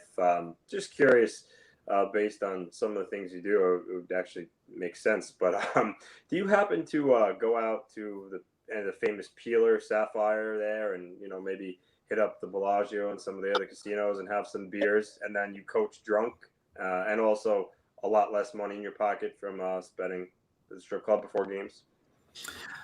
Well, you don't go before games. It's got to be like a carrot, so that way when you win games, then you might go out to those places. I do like a little bit of blackjack, a little bit of Texas Hold'em, a lot of it. That's a new phrase. You go ahead, use it. And it's just when I see there's a lot of nightlife that could be had, but you know what? I also want to make sure we're out of the papers. Come on, I'm a hockey coach. We're a hockey team. We don't make headlines. Leave that for the NBA. So it's just that's just what I remember, or I look at my city, my vibrant city that is awesome in every single way. But we had a great suburbia too. So that's just great to have. And you know what? We got more questions that are coming in right now. Mr. DeBoer, when Tortorella said you should just shut up, did you contemplate listening to him? Well, the short answer is yes, because John could be a little bit intimidating. Remember when he tried to fight the entire Calgary Flames team when he was the coach of Vancouver? and he was in his 50s. He didn't give an F. So, but as far as I go, my teams, we're still in it, and hopefully we're going to win tonight. I'm going to make that claim. We will win tonight. It's easy for someone in Long Island to be saying that right now because there is no pressure on them in any single way. But, I'm going to say we're going to win, and we're going to go back to Montreal, and we're going to end the Canadiens' Cup dreams on Saturday nights. So, thank you for your time. Thank you. You suck.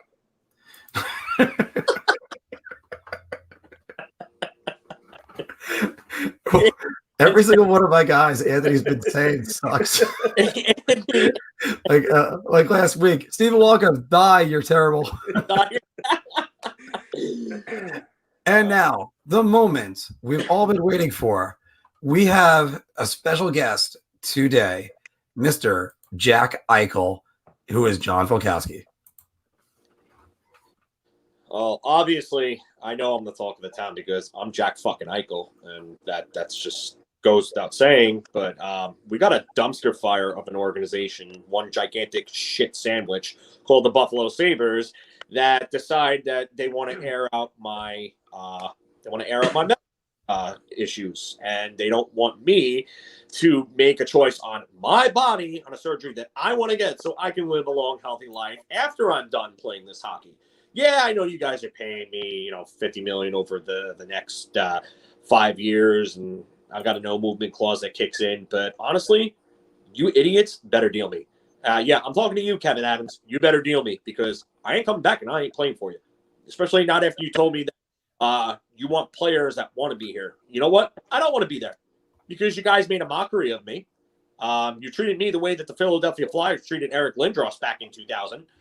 And now everything is out in the open. So you guys just shot yourself in the foot, and whatever value you think you're going to get from me, you're not going to get from me, because I'm going to make this hard on you like you've made my life hard for me. So now you reap what you sow, like Rage Against the Machine said, and you're going to deal with this. So whether you trade me to New York, where I really want to go because I don't want to deal with more losing like I have for the last half of a decade in a hopeless city that doesn't produce winners. I don't think Buffalo even has a major professional sports championship.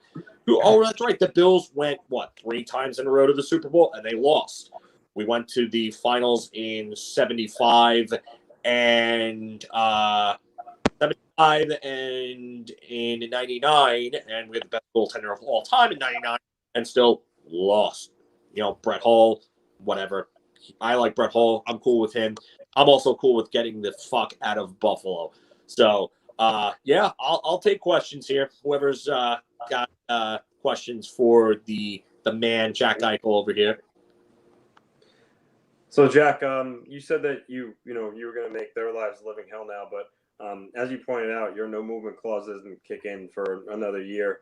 So Buffalo could trade you to Seattle. They could trade you to Arizona. Hell, they could trade you to Detroit. So how would you feel if Buffalo traded you to a location that was another, let's just say less desirable or a non-contender? Hey, slapnuts, you ever hear of an agent? You know what agents do? They leak things. I could turn around and tell them that I won't play for them, because why do I want to play for a shithole like Detroit? They are back to the Dead Wings era again. I'm not going to play for them. Where did you say Seattle? Seattle doesn't even have a team. They don't have a team yet. How are they going to deal me there? If Kevin Adams did that, if I was Terry Pegula, I'd fire him the second after that deal was consummated.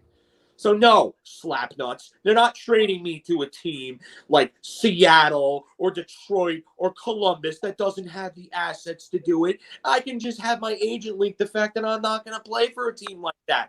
You want to draw some real Eric Lindros comparisons? Here you go. I'm not going to play for you, Detroit. I'm not going to play for you, Seattle. I'm not going to play for you, Columbus. Calgary, yeah, I could be the captain of Seattle. Fuck off with that. I'm not going to be the captain of a friggin' fictional monster Kraken. What is this, friggin' Clash of the Titans? Get the hell out of here with that garbage name.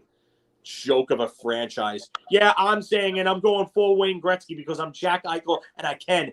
Mickey Mouse franchise. Mickey Mouse. Without the Disney. Mickey Mouse. Anybody got some questions worth answering? I got a 3-part question, I guess, because you brought up Clash of the Titans. I just have to know, Jack, the 80s version or the update, which one was better? I mean, I've seen both of them, and the effects out of the 80s one looked like they were created by a bunch of 5-year-olds that had too much pixie sticks.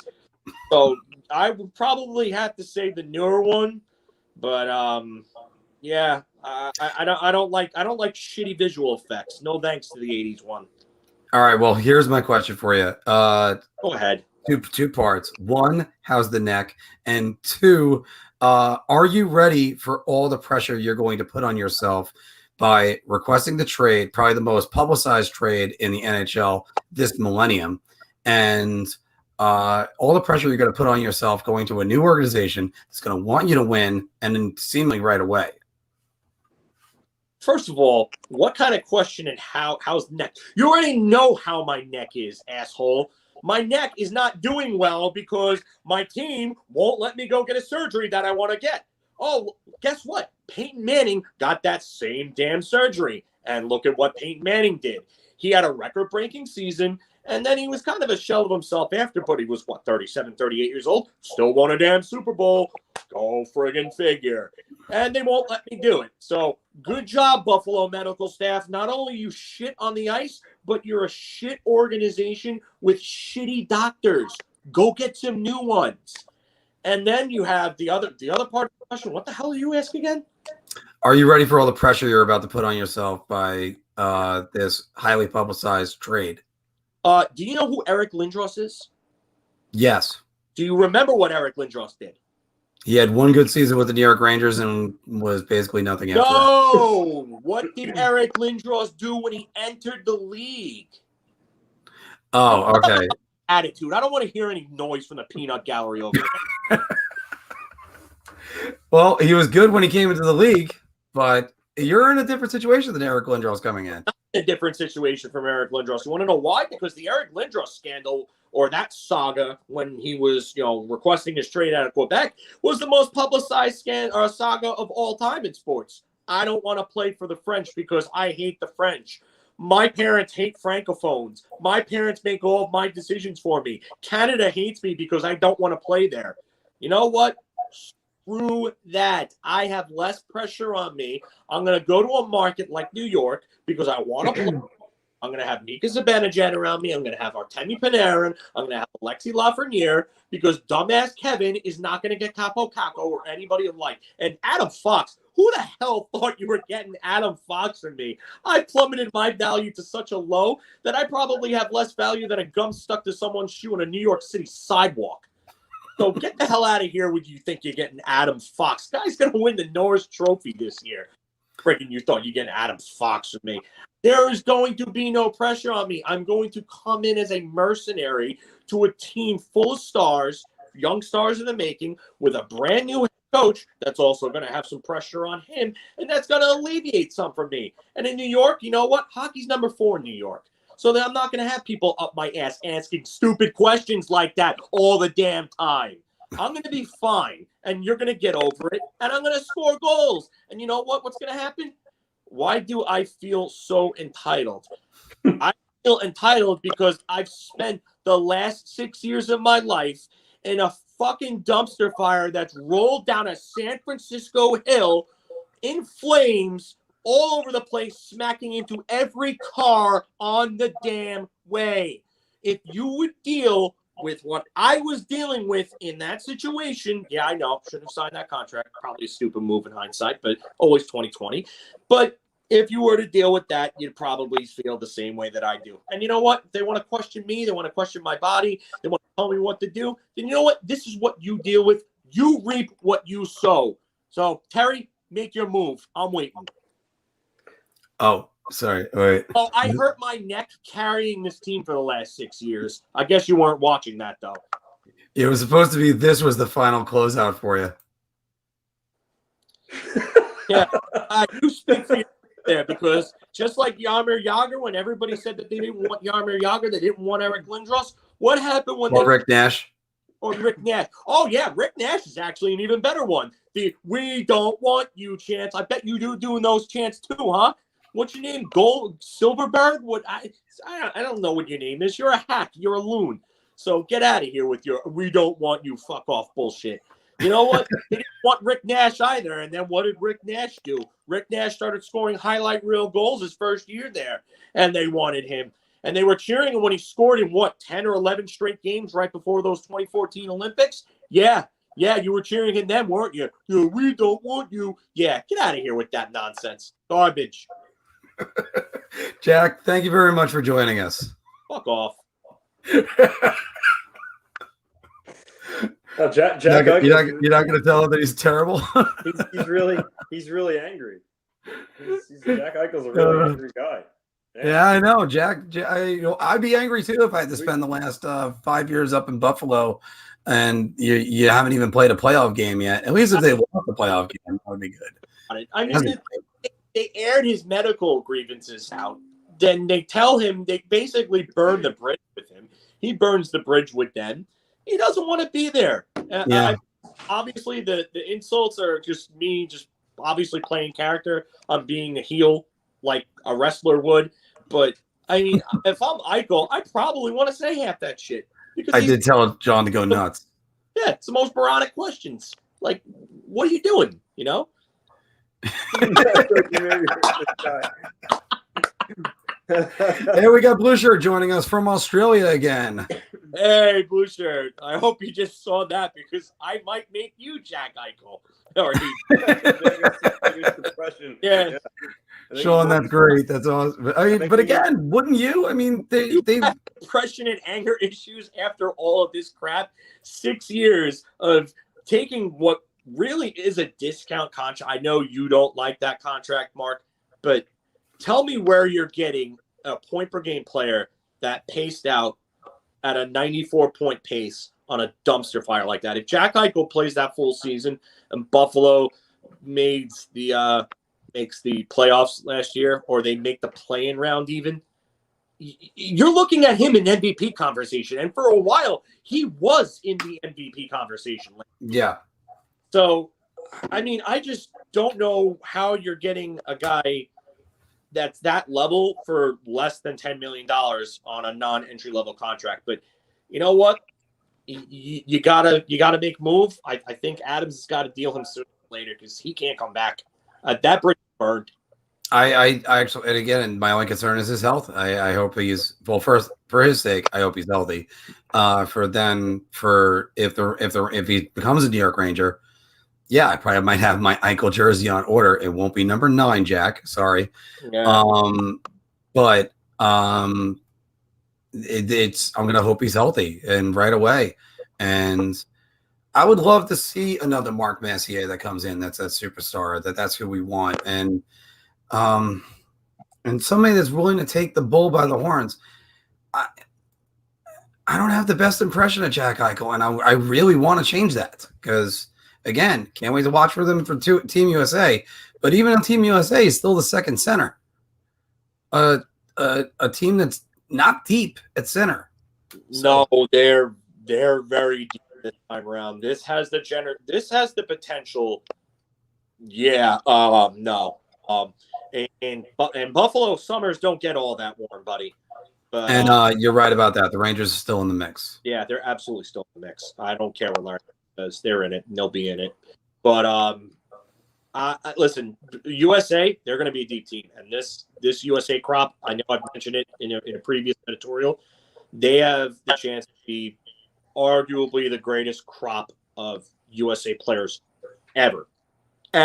Because, I mean, add the Modano, Leach, Chelios, Garin, Kachuk, Amonte crop. That was a great crop too. That's a legendary crop. But I think some of these guys have the potential to be overall up and down even better. Yeah, I would. Add Mika Zibanejad. You'd be insane not to. But Blue, I can tell you this: Zibanejad is 1 year away from UFA. So why would Buffalo want trade for Zibanejad when they know there's no good reason why he would stay there? So. You know, I brought this up originally in our first video about this, and that Mika Zibanejad could find him in there. Here's a reason why Buffalo would want him, but they would have to re-sign him right away. Make sure that they're keeping him for a while, because they're going to want an NHL center back and a top NHL center. And I just don't know if the Rangers want to put Mika Zibanejad in there. And especially that we saw who he is on the way back. For Eichel is to add him to your center group with Zibanejad. That's what you want to do. You want to develop your centers through the middle. I mean, look at all the playoff teams that are still playing. It proves you have to be deep at center. You have to have 4 good centers from 1 to 4 that can play the game. So trading Zibanejad, yeah, you're getting Eichel, but now you still have a gaping hole at center though. So yeah. We're going to do our editorials. Does anybody want to go first? All right. Everybody, welcome to the Rock. Welcome to the Rock. They just do what they always do. Why is he putting Leo Komarov on the first line? Like, welcome to the Rock. All right. So today I want to talk about news that kind of came in a couple days ago, and it's regards to the future rookie of the year this year, and Kirill Kaprizov. Pointed out that Kevin Weeks reported that things aren't really going so hot between Garin and Kaprizov in his negotiations, as he's a restricted free agent, and that he's back in Russia right now. Granted, he's back in Russia for a friend's wedding. Mike Russo followed Weeks' report up and just clarified that. But regardless, he is back in Moscow, and he did acknowledge that, yeah, there is a real threat that Kaprizov could go back to his team in CSKA Moscow. because apparently they're far apart on contract talks right now. And for me, could be an utter, depending on how this goes, this could be an utter failure for the Minnesota Wild. For 5 years, they tried to get this guy over. They finally did. And they're already going to have some issues with re-signing him. I mean, to me, that tells me, one of two things: that Kaprizov just wanted to, get this year over with so he could have some control and some say where he wants to play. Or it could just be that he just wants to be paid like an elite player already. But only after 51 games, he put up really good numbers, really good points. You could see his brilliance. I mean, he's equivalent of like a baseball, like a 5-tool player. I mean, he really has everything. He has speed, he has shot, he has vision. And he's really lived up to all the hype. But now it's a matter of, he wants to no more than a 3-year deal because, that brings him right to unrestricted free agency. He'd be 27 years old, still in a good spot in his career, and he can cash in, make that real, like Panarin money, which is what they're saying that he eventually wants.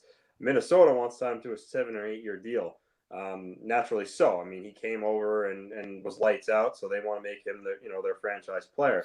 Problem is that Kaprizov is not eligible for arbitration, and he's not even eligible for an offer sheet. So the KHL is his really only leverage. Other than that, he really doesn't have much. So I feel like Bill Guerin does hold a lot of the cards here. It's going to be interesting to see how this plays out. Some people say, oh, well, wouldn't Minnesota trade him? If they did, I mean, you'd have 31 teams lining up for him. With that said, I could be wrong, but if it ever came to that, I have a feeling Guerin would rather say, fine, go sign in, the back with the KHL, and you could play there for 3 years and then come back as a UFA.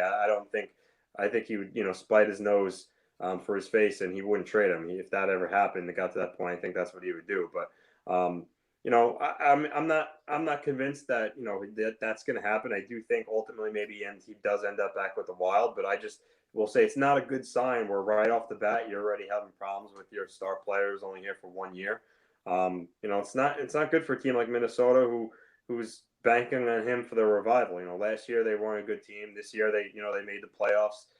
They're having aging stars in Suter and Parise, and Parise is going to be a problem. He really fell off the cliff. Filk, thankfully the Islanders did not trade for him. He ended up being right there. Told you. Yeah, even though it would have been for Andrew Ladd.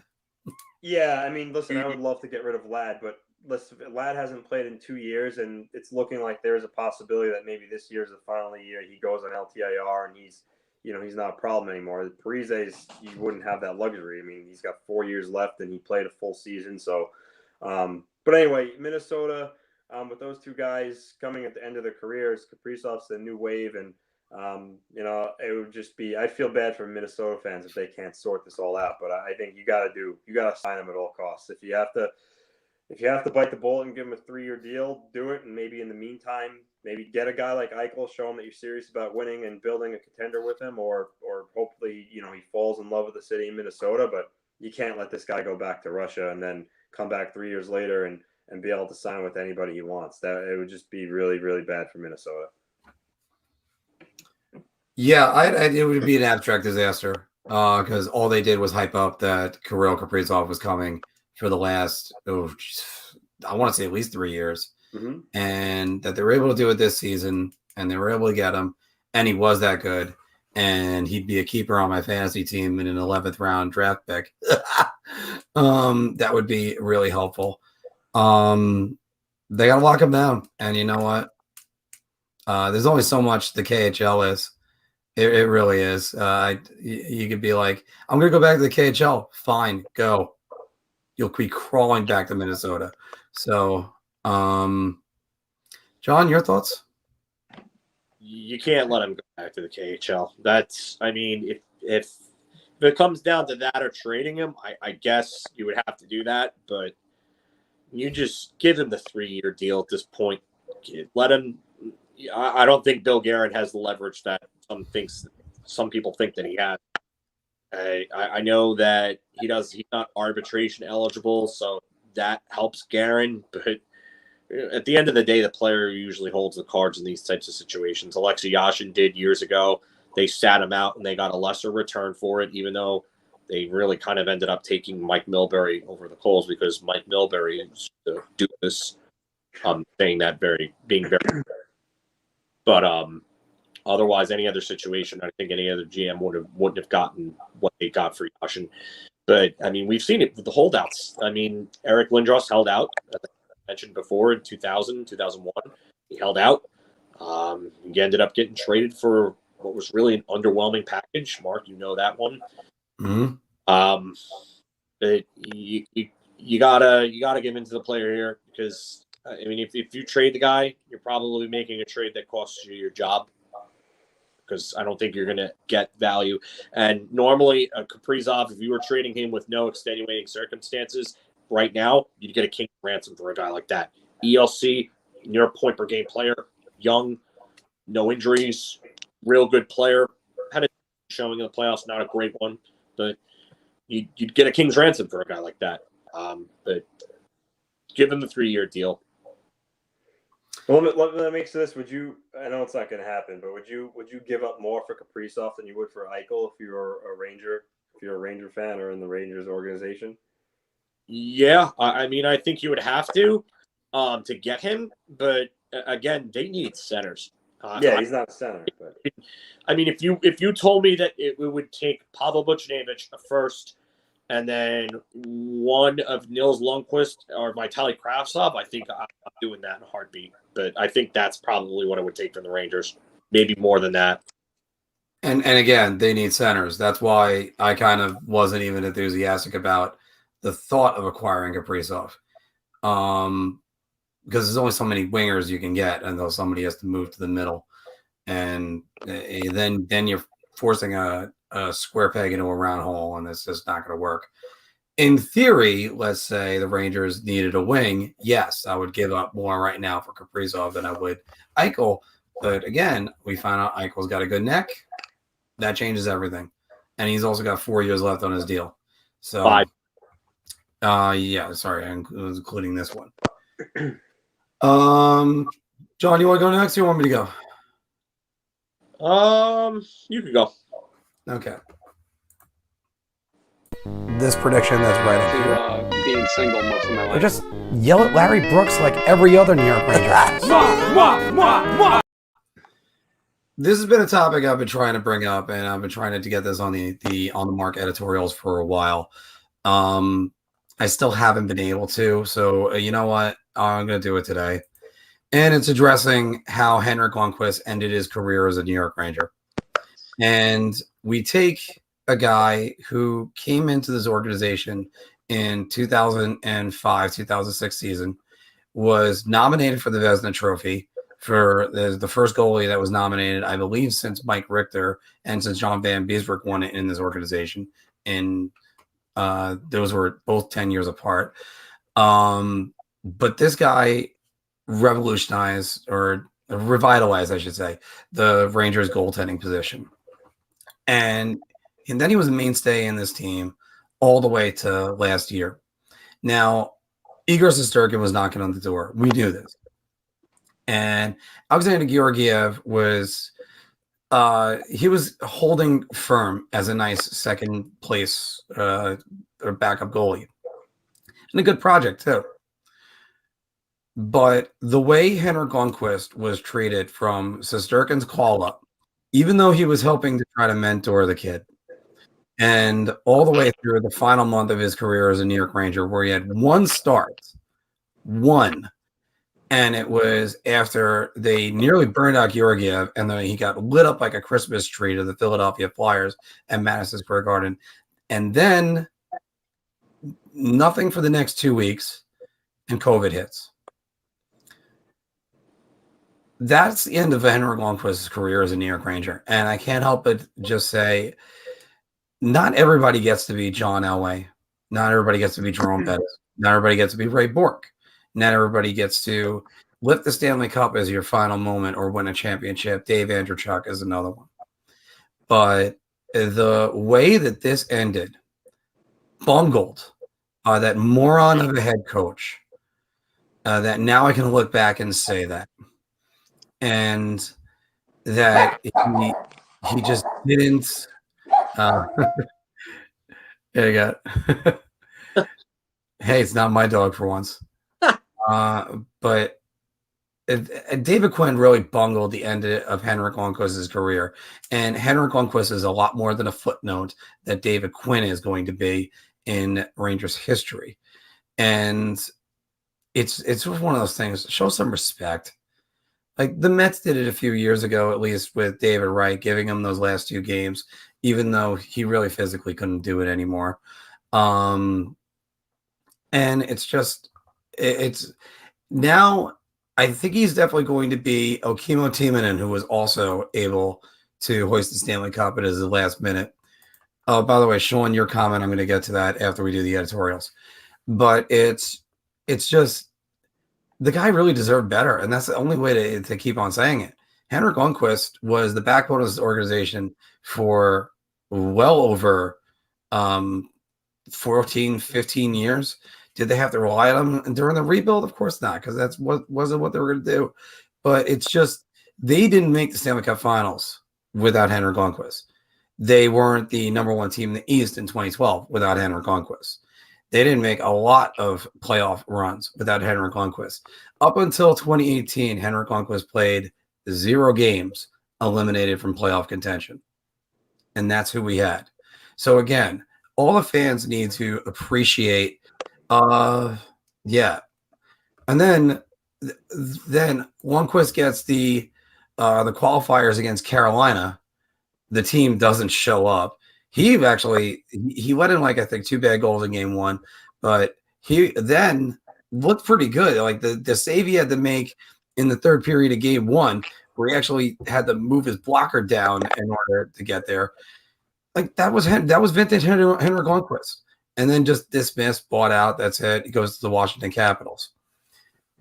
As it closes out, or we start the conversation about this, do you think Henrik Lundqvist is playing next year, Filk? No. I don't know. I don't know if there's a team that's out there that's going to want to take a chance on a goalie that's going on 40 years old, that hasn't played in a year and change. And to be fair, he didn't look good in that very last year. He really didn't. He looked like he was running on fumes. And you're right that he deserved the thing, but the team really screwed the pooch by giving him that long of a contract. I know that Anthony and I we had the conversations about Carey Price when he got that contract. Ugh. We all had the conversations about Sergei Bobrovsky and his contract. We've even mentioned him on here before. You cannot give a 30-plus-year-old goaltender, especially a 31-year-old goaltender, a contract of 8 years and high average. And I get it. Henrik Lundqvist was the best goaltender in the league at the time that he got his contract. But you can't give him all those years. I was watching something on NHL Network, and they were talking about contracts.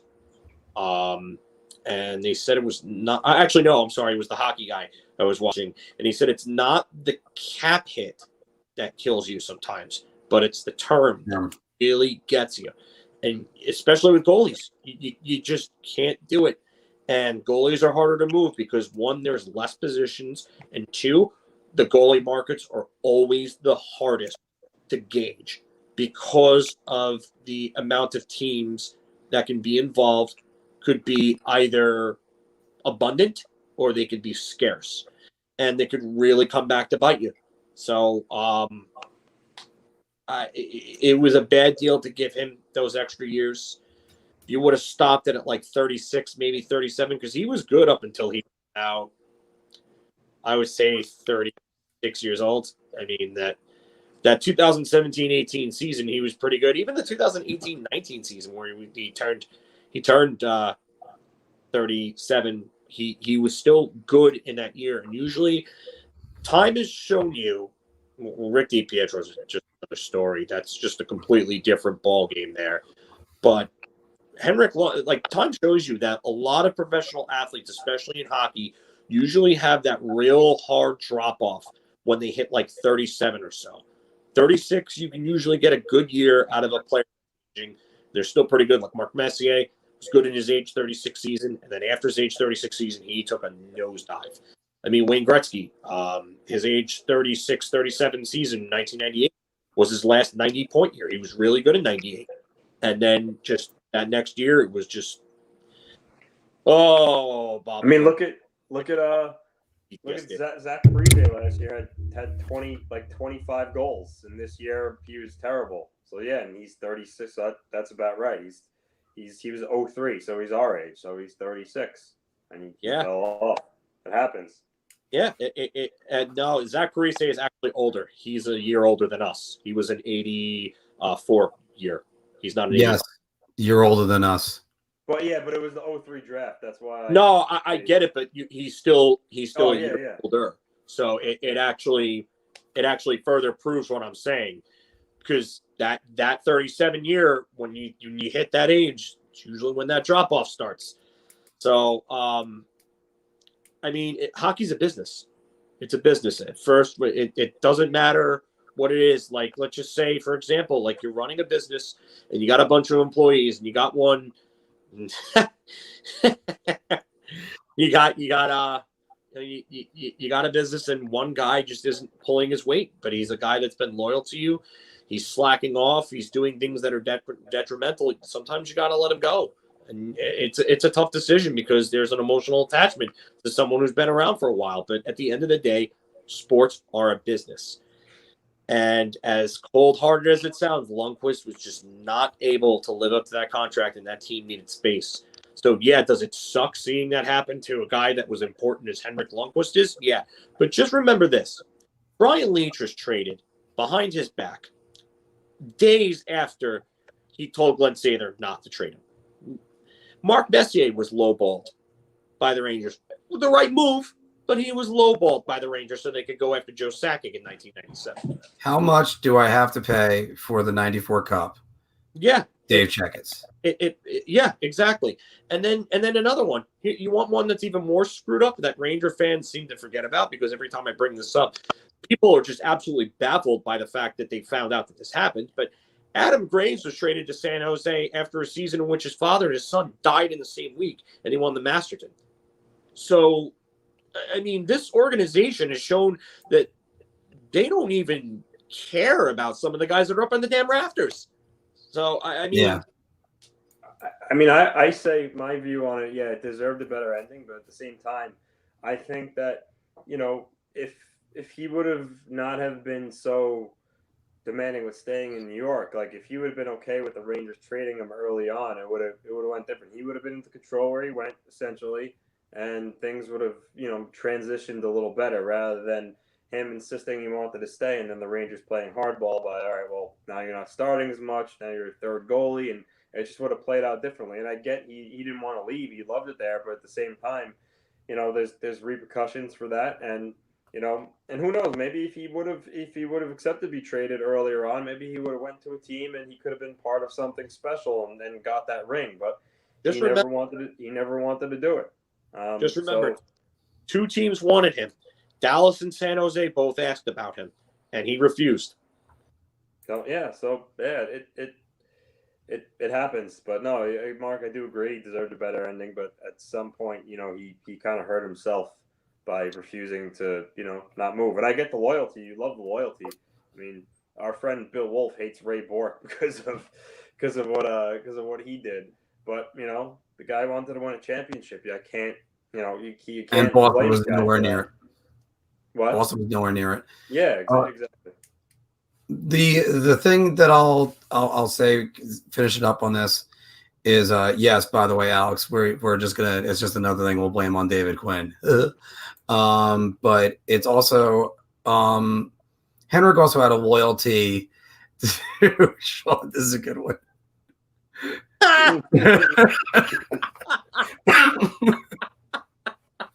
So, but Henrik also had a loyalty to New York and New York City, and he wanted to be here doing his other things, raising his family. His daughters were still in school.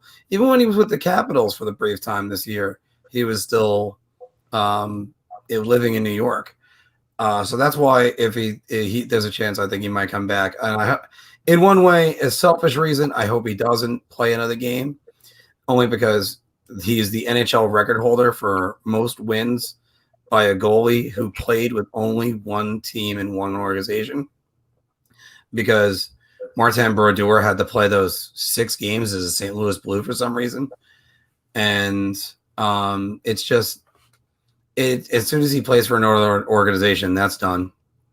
And I wish him all the best in his health and everything. I think his legacy is intact with the New York Rangers. I mean, he's arguably the top 5 Ranger of all time, in my opinion. He is. And maybe even top 3. I don't know if I put him ahead of Gilbert. Gilbert's the guy I always go back to and go, Gilbert and Leach, they're the 2. And Mess is up there, but Mess was the guy that started elsewhere and then got in. So, obviously, tell me what you think. Put it down in the comments below. I would love to say just like the video for the sake of the video, but don't like the story, because I still don't really like the story about this. We have to move on to our last and final one, and it is always my favorite intro. I'm jealous this is my intro, but it's my Filk opinion. You're going nowhere. Then there's no. I'm looking at you, Jake. I'm gonna hear the name and I'm gonna get PTSD. But the cream will rise to the top for you. Oh yeah, be jealous, Marc. Oh yeah. Well, this week I wanted to talk about something I've been seeing online quite a bit lately that I'm seeing a little too much for my liking, and it's Ranger fans going around and creating a narrative about how Brayden Point should have been traded to the Rangers in the Ryan McDonagh deal. I think a lot of people don't understand trade values, how they work. I also think a lot of people don't understand how playoff contenders don't take off of their roster to make their rosters better, because that's partially taking steps backwards. You don't do that. Brayden Point and Mikhail Sergachev were never available in those talks. They never were. Anybody who thought that they were, you were trying to live out a pipe, because it wasn't happening. It just wasn't. I've heard somebody say that Tyler Johnson was available. Anthony and I were talking to a lot of people around that time, obviously with Off the Post. But, yeah, we never heard Tyler Johnson's name either. And why would Tampa Bay take what was, I would say, a middle 6 center at the time and deal, or a top 6 center even, or maybe, yeah, you could say a middle 6 center. But why would they deal off of their roster? Anthony, you even mentioned that before with, the whole Eichel talks. The idea is to add to your center depth. Tampa Bay was not dealing what was a borderline number 1 center at the time. Good thing you didn't get him because of his salary now. Well, I mean, yeah, I get it. The Rangers didn't get enough of that deal. And I've said that several times before. I know I've said it to both you guys. I've said it to many people before. They didn't get enough, especially with adding in Ryan McDonagh, Vlad Nemesnikov, we knew was never going to do those numbers from Tampa without Steven Stamkos and Nikita Kucherov. It was never going to happen. But if you want to bash them for not getting Anthony Cirelli, fine. Cirelli wasn't an integral part of the team at that time. He was just trying to break in. That was really, I believe that was his rookie year. But you can't expect to get a top 6 center or a top 4 defenseman from a team that's trying to get a cup for a guy that has 1 year left on his deal after that season. 1 year. 1 year. He's up there in age. He was 28 years old at the time. So you can't expect that for a guy like Ryan McDonagh.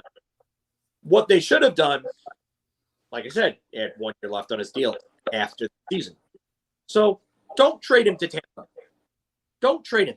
Say, okay, we're done. You're not getting anything for him. Tampa's prospect pool wasn't great. They were high on the wrong prospects. Looking at you, Brett Howden and Lieber Hayek, for the wrong reason. Lieber Hayek had a great World Juniors 1 year. They were blinded by that. Again, the World Juniors is a 7-game tournament in which, you're playing with the best of your country for that, age group. And sometimes it's a good way to, judge performances, but sometimes it's also a bad way. Look at what happened with a certain Eric Johnson in 2006. He ended up shooting up the rankings. And what did he become at the NHL level? He wasn't the second first pronger like some thought he was going to be. But you can't look at that as a barometer of a be-all, end-all type deal to determine skill, potential, value, so on. I would say, if anything, they should have held on to him and waited for the offseason, traded him probably at the draft, where more teams would have been involved, because more teams would have been looking to add and make adds at that point, because they needed guys. And you know what? Ryan McDonough would have, 20 more games left on his deal, as opposed to, Brett Howden, he's the best player in the league because he comes every night and he plays with pace, and his intentions are always good. We talk about intentions per 60 is probably my favorite stat in the league, boys. So, yeah, Brett Howden's going to lead us to the Stanley Cup next year. Brett, you can come play for me anywhere. And, but you can't – you should have held on to him. Should have held on to him, waited for the offseason. More teams would have been available. You could have gotten more for him. And you know what? You could have traded him to a team with a better prospect pool, not ones with middling prospects like Howden and Hayek. I mean, Taylor Radish was one of Tampa Bay's best prospects. Where is Taylor Radish? Where is Boris Katchuk? I mean, again, like I said, you want to bash them for not getting Cirelli? I'm all for that. I'm all for that. Gorton didn't get enough in that deal, especially to add JT Miller to that deal. You could have traded JT Miller separately in the offseason. And you know what? JT Miller himself said that he would have never gotten to that next level in New York because he wasn't serious enough. And the two trades, and the second one to Vancouver, was what made him wake up and realize that he had to raise his game and be more serious in the off seasons and be more serious about training himself to get to that next level. So, Vinny Lettieri, I think, Lou Nanny was, was the guy, yes. So, I think I don't understand why this narrative has all of a sudden just come around and it started popping up again. But I've seen, I would say, like 4 or 5 people mention it on Twitter, and I'm just sitting there like, do you guys have any idea of how these things actually work? So, I think he panicked a little bit because I remember that trade didn't come in until after 3 o'clock. It was after the 3 o'clock deadline, and after 3, it was reported, McDonough. We were doing our show when that was on. I'm telling you, for whatever it seems, it's my opinion. I think he panicked and he had it in his head that he wanted to get rid of him, and he waited too long, and that was probably the last offer he had on the table, and he took it. So, but yeah, they didn't get enough. He dropped the ball there, and I think you're 100% right about not getting Braden Point in that deal, and not getting Sergachev is inexcusable. Sergachev at that point wasn't available. But I would have held out though. You got Sergachev. You don't take from your roster. Nobody's doing that in the middle of a playoff run. Right, but in this case, Sergachev was a number 2 power play unit quarterback. And by the way, it had worked out fine for the Rangers. They ended up getting out of Fox later. But they stole Sergachev from Montreal for Drouin, so they weren't going to trade him again. He was not. No. He was never going to be. He was never going to be available. And that's a great point by Anthony. They weren't going to do that. That's why I was talking about when you brought up Pierre-Luc Dubois earlier on before we got on. That's why I said they're not going to move Pierre-Luc Dubois, especially after trading Patrick Laine and Jack Eichel for him. You don't trade those guys afterwards because you look like a clown when you do that. Eisman will look like a clown for trading Sergachev after that. Yeah. But then you don't make the deal. So I agree with that. You hold out until the offseason and you go to another team. You get more teams involved and drive the price up. Yeah, because since the trade deadline is usually 17 teams involved, you can get all of them. Well, I say 17 is the ones in playoff position, and usually 1 or 2 that's out of playoff position. So, That's usually just how that works. But yeah, you're right about that. They weren't getting Braden Point. There was no chance. No, it was not. There was no chance on him or Sergachev. And you know what? I don't know what attracted them to Brett Howden the way that they were attracted to him. But I can tell you right now, I mean, he wasn't even like a big-time scorer in the WHL. He had some nice seasons there, but he wasn't a top scorer there. Did they think he had leadership skills? Oh, sometimes you just miss. Sometimes you just miss. I mean, look at the trade that when the Islanders got Ryan Smith, the Oilers got 3 guys that turned out to be nothing. I mean, Ryan O'Mara, did he even play a game in the NHL? Not that I know of. I don't think he did. Robert Nilsson, like we went over when we talked about it, compared to the Parise draft. Oh, Hugh Jessamine, yeah, because Jessamine played 1 game. Nilsson played, 33, 31, so they missed there. And so sometimes in these trades, you scout people and you just get it, you just get it wrong. And the Rangers got it wrong with Hayek and Howden. It happens. I mean, like I mentioned to John on Twitter, they didn't even get Foot. They didn't manage to get Foot in the Radish. It was they went the wrong way there. But I think so. Like I said, this is the nature of our game. Sometimes you get fleeced. Sometimes you win a trade. Sometimes it's fair for both teams. In this case, the Rangers lost this one. Fuck you for mentioning that name, by the way. What name? Jessamine. Yeah. Well, it's one of those things. It's just it's always going to bite us because we're going to wonder what could have been, because anybody drafted after him had a better career. So, all right, but this is actually going to close out my Filk opinion. So, what are your thoughts about what the Rangers got back in that trade, and what about even just what fans' reactions to trades are? Because naturally, we're always going to overreact right away. After all, just look at the Erik Karlsson trade from 2 years ago, where San Jose fleeced Ottawa. So I don't think they were saying that when they got Tim Stutzla. So, by the way, put your reactions in the comments below. Leave us a like. Don't forget to subscribe. We got to see this comment first. I still want to take that video of Mr. Perfect Kurt Hennig and Bobby the Brain Heenan walking down the aisle, and Hennig does the towel flip to Heenan, and just have friggin' Howden's face on Mr. Perfect. We'll call him Mr. Cardio, and then Quinn's face on Bobby the Brain Heenan, because that's what that relationship was like. Yeah. And by the way, so as we close this segment out, we're going to be doing about 10, maybe 15 minutes of Q&A. So we're going to start with this one because this is kind of important. Chris is asking, if Barzal is being punished, would it have come down already? Yeah, I was talking about that with people on Islander Mania. Typically, when there's a player who gets a meeting scheduled with DOPS, from recent trends, usually it's announced on Twitter somewhere between 11 and 1 o'clock in the afternoon that so-and-so has a phone hearing or in-person hearing with Department of Player Safety.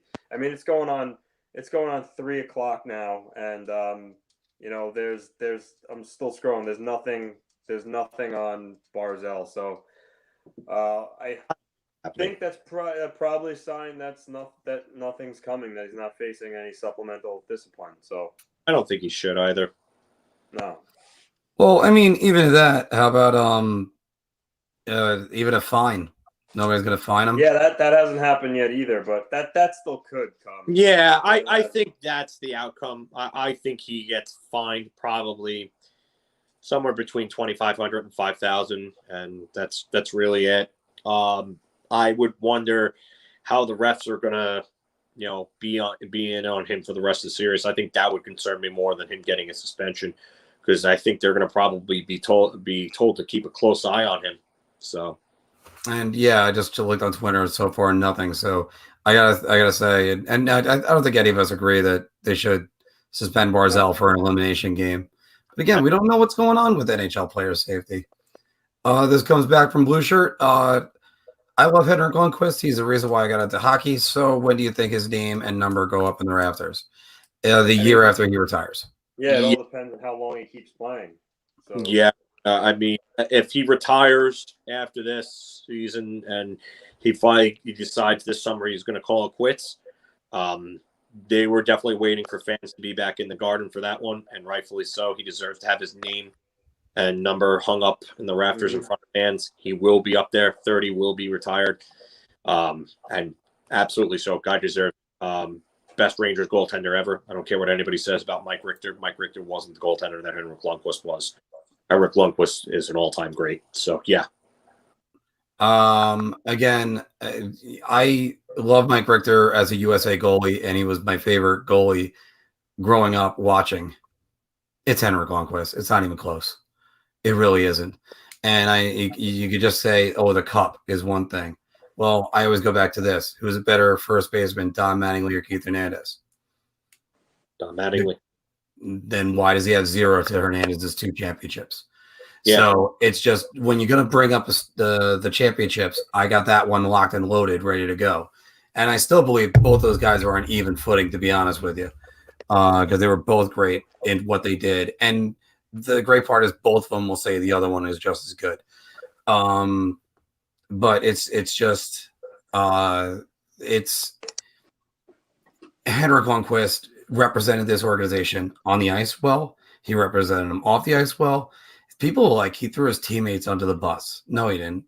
Most of the times he just said, no, you have to be standing there and not there. That's just how it is. I don't like that, but I will tell you right now, part of the reason why Derek Stepan got traded was definitely because one, his no movement clause in that incident between him and Henrik Lundqvist in 2017 in the playoffs where he told him to calm down. Henrik Lundqvist, I don't think really cared for that. I think that was part of the problem. As for other things, I've never heard anything about Henrik Lundqvist being a bad teammate, so that narrative is false. Yeah. So it's just that as far as that goes. I got a better question. I'll just extend to this one. I'll direct it to Mr. Larocco. So when does 91 go up in the rafters in CBS Center? Oh, wait, it already is. It was kind of petty of them. But yeah, Butch scoring. Yeah. You got Butchie. Oh, great. By the way, Sean loved the idea of the GIF about throwing the towel. Oh, seriously, think about it though. Dun, dun, dun, dun, dun, dun, dun, dun, dun, dun. And yeah, Chris, I would say by noon or at least 3 o'clock because sometimes they operate by Western time. Okay. Here's one. It already is. No, I know it already is. I'm just shut up. My brain ain't working right now. I'm about to go to the Mets game. Oh wait. First, I'll get the Kurt Hennig as the GOAT. He's a phenomenal wrestler. And going back to the praise of Mike Richter, I can't say enough of it. Mike Richter was the reason why I started playing goal when I got into hockey. Also love his pads, the Liberty helmet, the athleticism, but Hank is number one. He holds nearly all NHL, the Rangers goalie records, the NYR goalie records. Yeah, he does, and people forget about that. And you want to say, oh, well, he didn't have ties. And I can't guarantee you Henrik Lundqvist wins 400 games if there's no ties. But, that's just me and my thinking. People forget this about Mike Richter, and I'm not saying this to slam Mike Richter, but it's always got to be in the case. As a defending Stanley Cup champion and coming off a Vezina Trophy nominated season, Mike Richter lost his starting job in the playoffs in 1995. Glenn Healy started games 2, 3, and 4. And Mike Richter took his job back in game 4. And had it not been for Andy Van Hellemond having a quick whistle, Quebec would have tied that series. And then after that, Richter went back off, was the Mike Richter we all knew, was arguably the greatest U.S. goalie in hockey history internationally, because it's either him, Jim Craig, or Brian Miller. It's and not even talking about the NHL level because obviously Barrasso and Quick had more cups than him, but Mike Richter was that great. 97, he was phenomenal. 4 shutouts in the playoffs again, and then he was his athleticism was also part of the reason why he had those knee injuries. If he couldn't make those saves, he wouldn't have had those knee injuries. February 2001, going post to post on Steve Sullivan against Chicago. I was at work. I was bussing at my very first job when that happened, and I just saw him go post to post, and the knee just jammed, the skate just jammed into the post. And that was it for that season. I knew they were done. And then Fleury went into substance abuse right after that.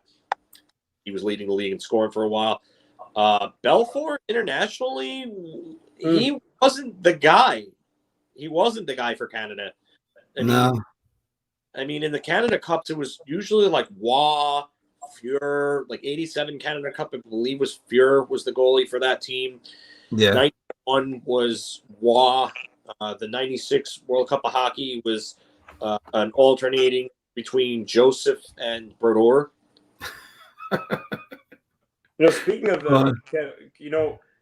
for the Olympics next year, a lot of people talking about, the young prodigy Carter Hart being the guy. But after the year he had, he's not going to be – he might not even make Team Canada's roster next year. I mean, if you think about it, he might not even make – because you got to figure Carey Price is going to be a lock.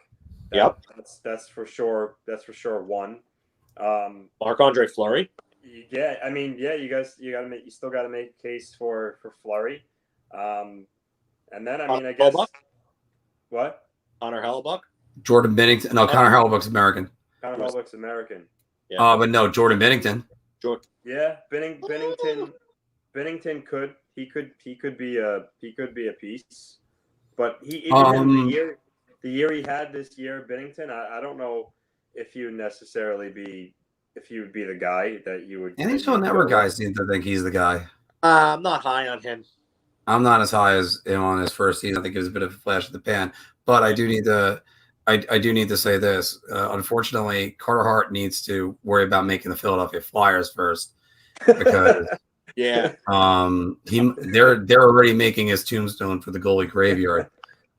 Sean said Carter Hart needs to spend the summer in Hart Dungeon in Calgary if he wants to regain his confidence. Sean, agree with you.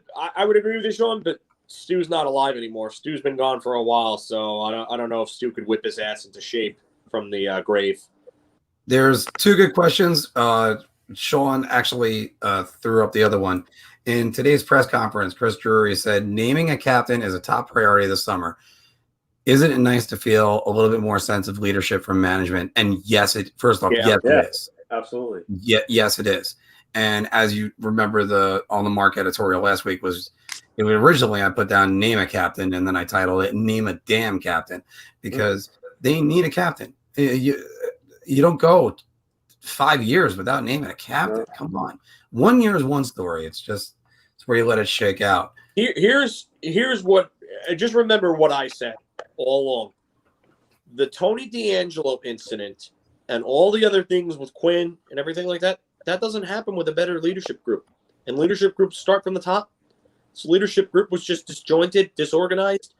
You can't have what went on. And you know what? Maybe the captaincy isn't it wasn't like the biggest problem with the group that was here previously, but I think it was just kind of a fraction of what was really wrong, kind of showing like the cracks that were in that leadership group. So you know what?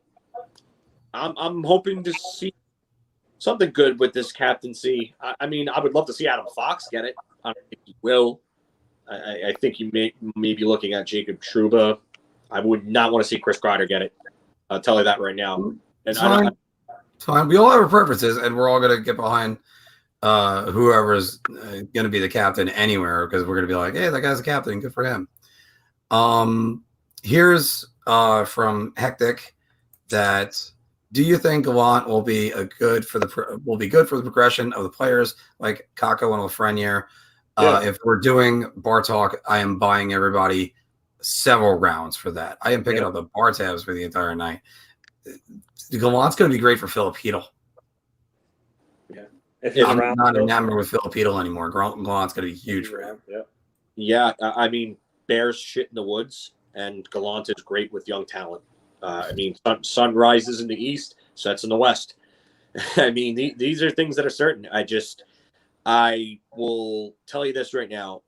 The Yarmer Yager article from Larry Brooks, which is probably the best piece that Brooks has put out in quite some time, if you ask me, was a real strong indicator of how Gallant is with young talents like that. And you don't even need Yager's words to tell you. Just watch the progression of Barkov, Huberdeau, Trocheck, Marchessault, and Smith on their respective teams with Gallant in Florida, and then for the latter two again in Vegas, and then William Karlsson again in Vegas. You know, he's taken these guys and he's shown them how to be top level pros, important impact players to their teams. So yeah, Gallant, great for them. It is going to be great for them. I will say one thing: Kakko has to work on that. That's one thing that I've seen from him that I think really needs some major improvement. I think if he works on a shot, he'll get that confidence to start shooting it more, and that will go a long way for him. By the way, he's right on this comment right here about Canadian hockey fans. They took the 2006 or the 2006 juniors. Was that with Florida? Was that with Price, where he was dominant? They just latched onto him. The way the Canadians are in the semifinal right now, and Price is playing well, it only adds fuel to the fire. And he's, like I said, he's probably going to be the starting goaltender for Canada in the Olympics. And I mean, realistically, USA, we have some good goaltending with Hellebuck and Gibson. But if you look at the Olympics, a matchup of Price versus Vasilevsky in the gold medal game would be quite the matchup there. I mean, I think that would be, for my money, that's probably the best goalie matchup out of all the countries, really, that you can think of this time. And I'm going to go a little bit further with that. I rolled my eyes and said my nightmare is, you know what? And I don't want to sound like I'm trashing Carey Price, but it's just the NHL named him from the 100 greatest players of all time.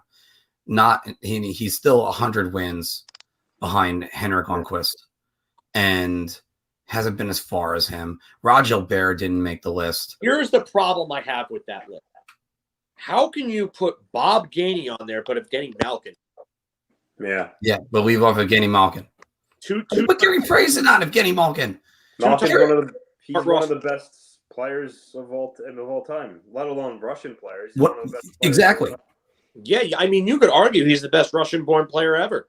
And I mean, outside of Alexander Ovechkin, maybe. I mean, it depends on what you value there, but you know what? We forget about Pavel Datsyuk in that, man. Yeah, I love Pavel Datsyuk. Oh, Pavel Datsyuk. I mean, because not only the difference between those guys, Malkin, Ovechkin, Datsyuk had the hands to above and beyond theirs, frankly, and he also had incredible defensive work.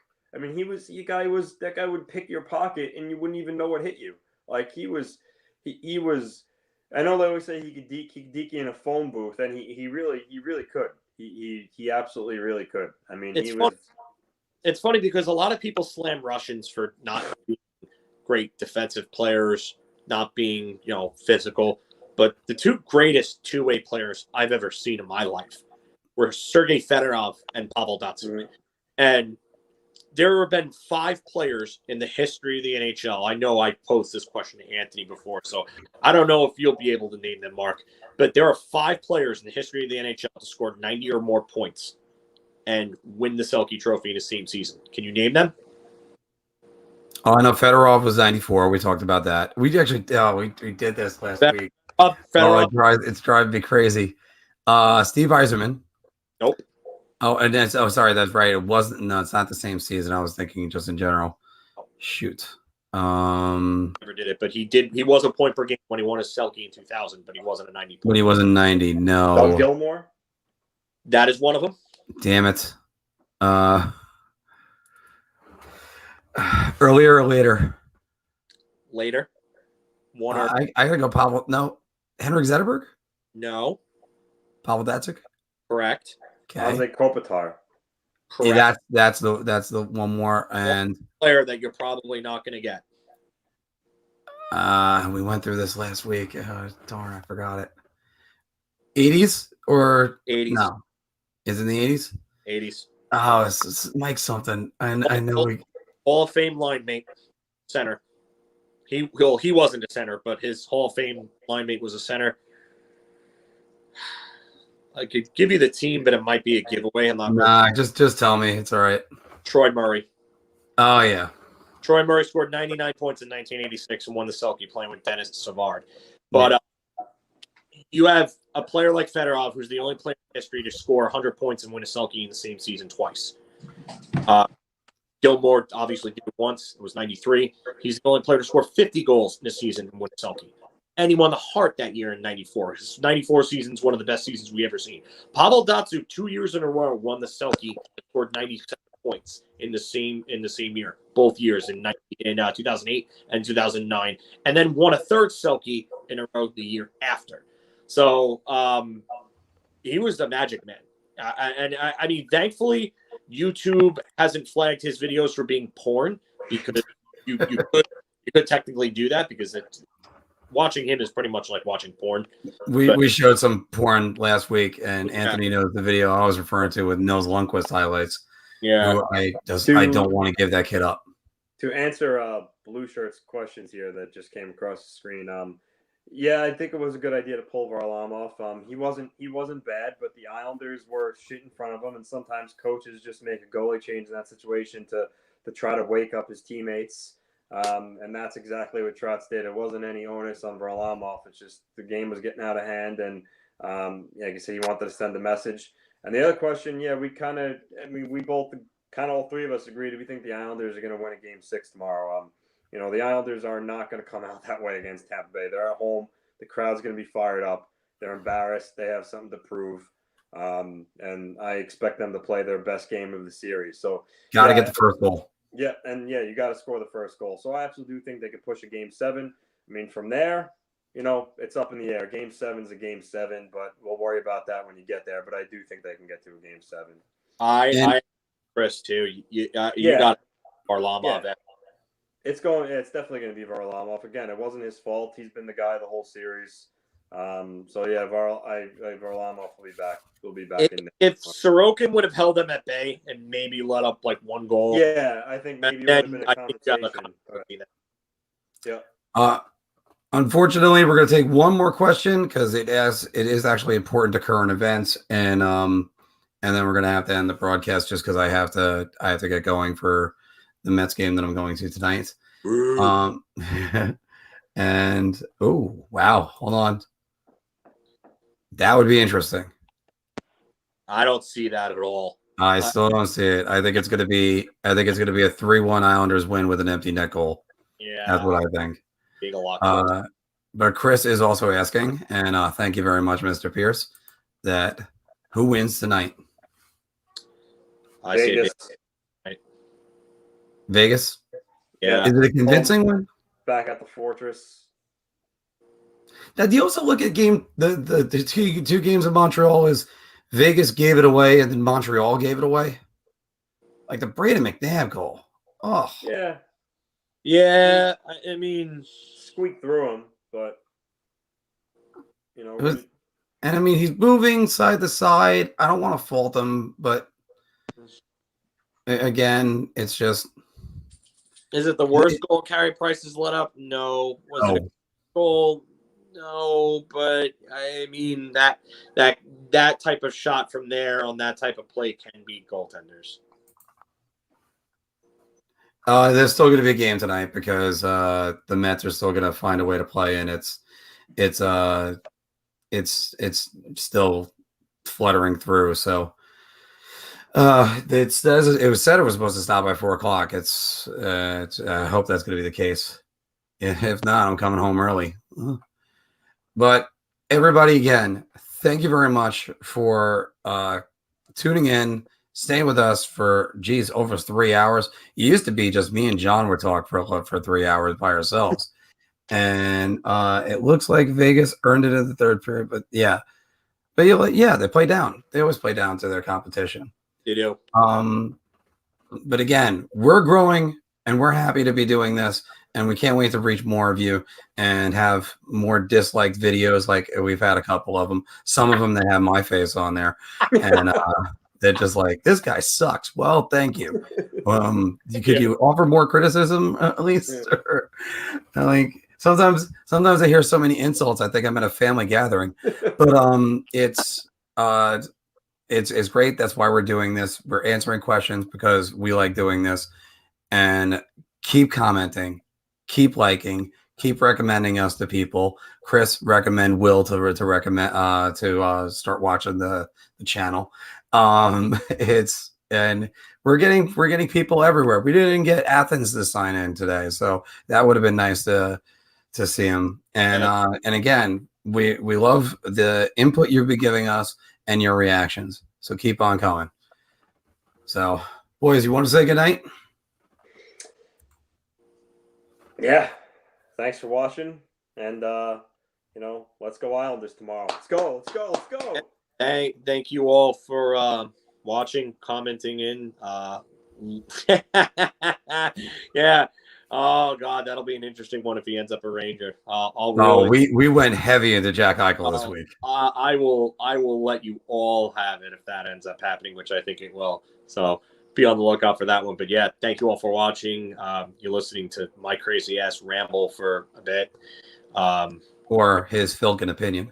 Yeah, with my Macho Man impersonations, wrestling references. I'll keep more of those coming. You're always going to hear those from me. Video game references too. By the way, Mark, there is a Legend of Zelda speedrun on YouTube where he beats the game with no sword and taking no damage.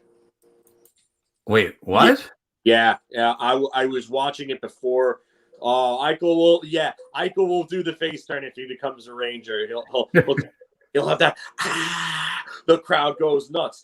If you smell, what the? I think Eichel would be like the baby going. Yeah.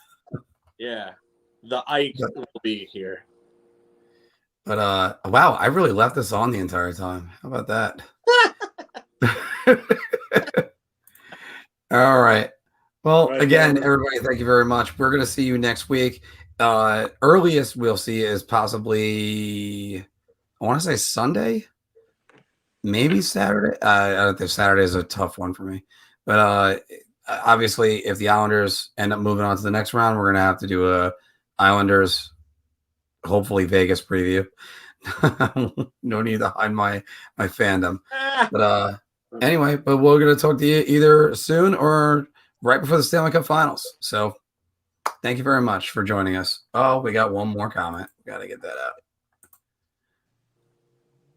He will pop the same. That was a pop and a half when they returned to WrestleMania as a surprise team in that tag team ladder match. Oh, man. And also, again, thanks for listening to us on Periscope today. Absolutely. It's awesome. Yeah. All right. Thank you very much, guys. Take care, everybody. Bye.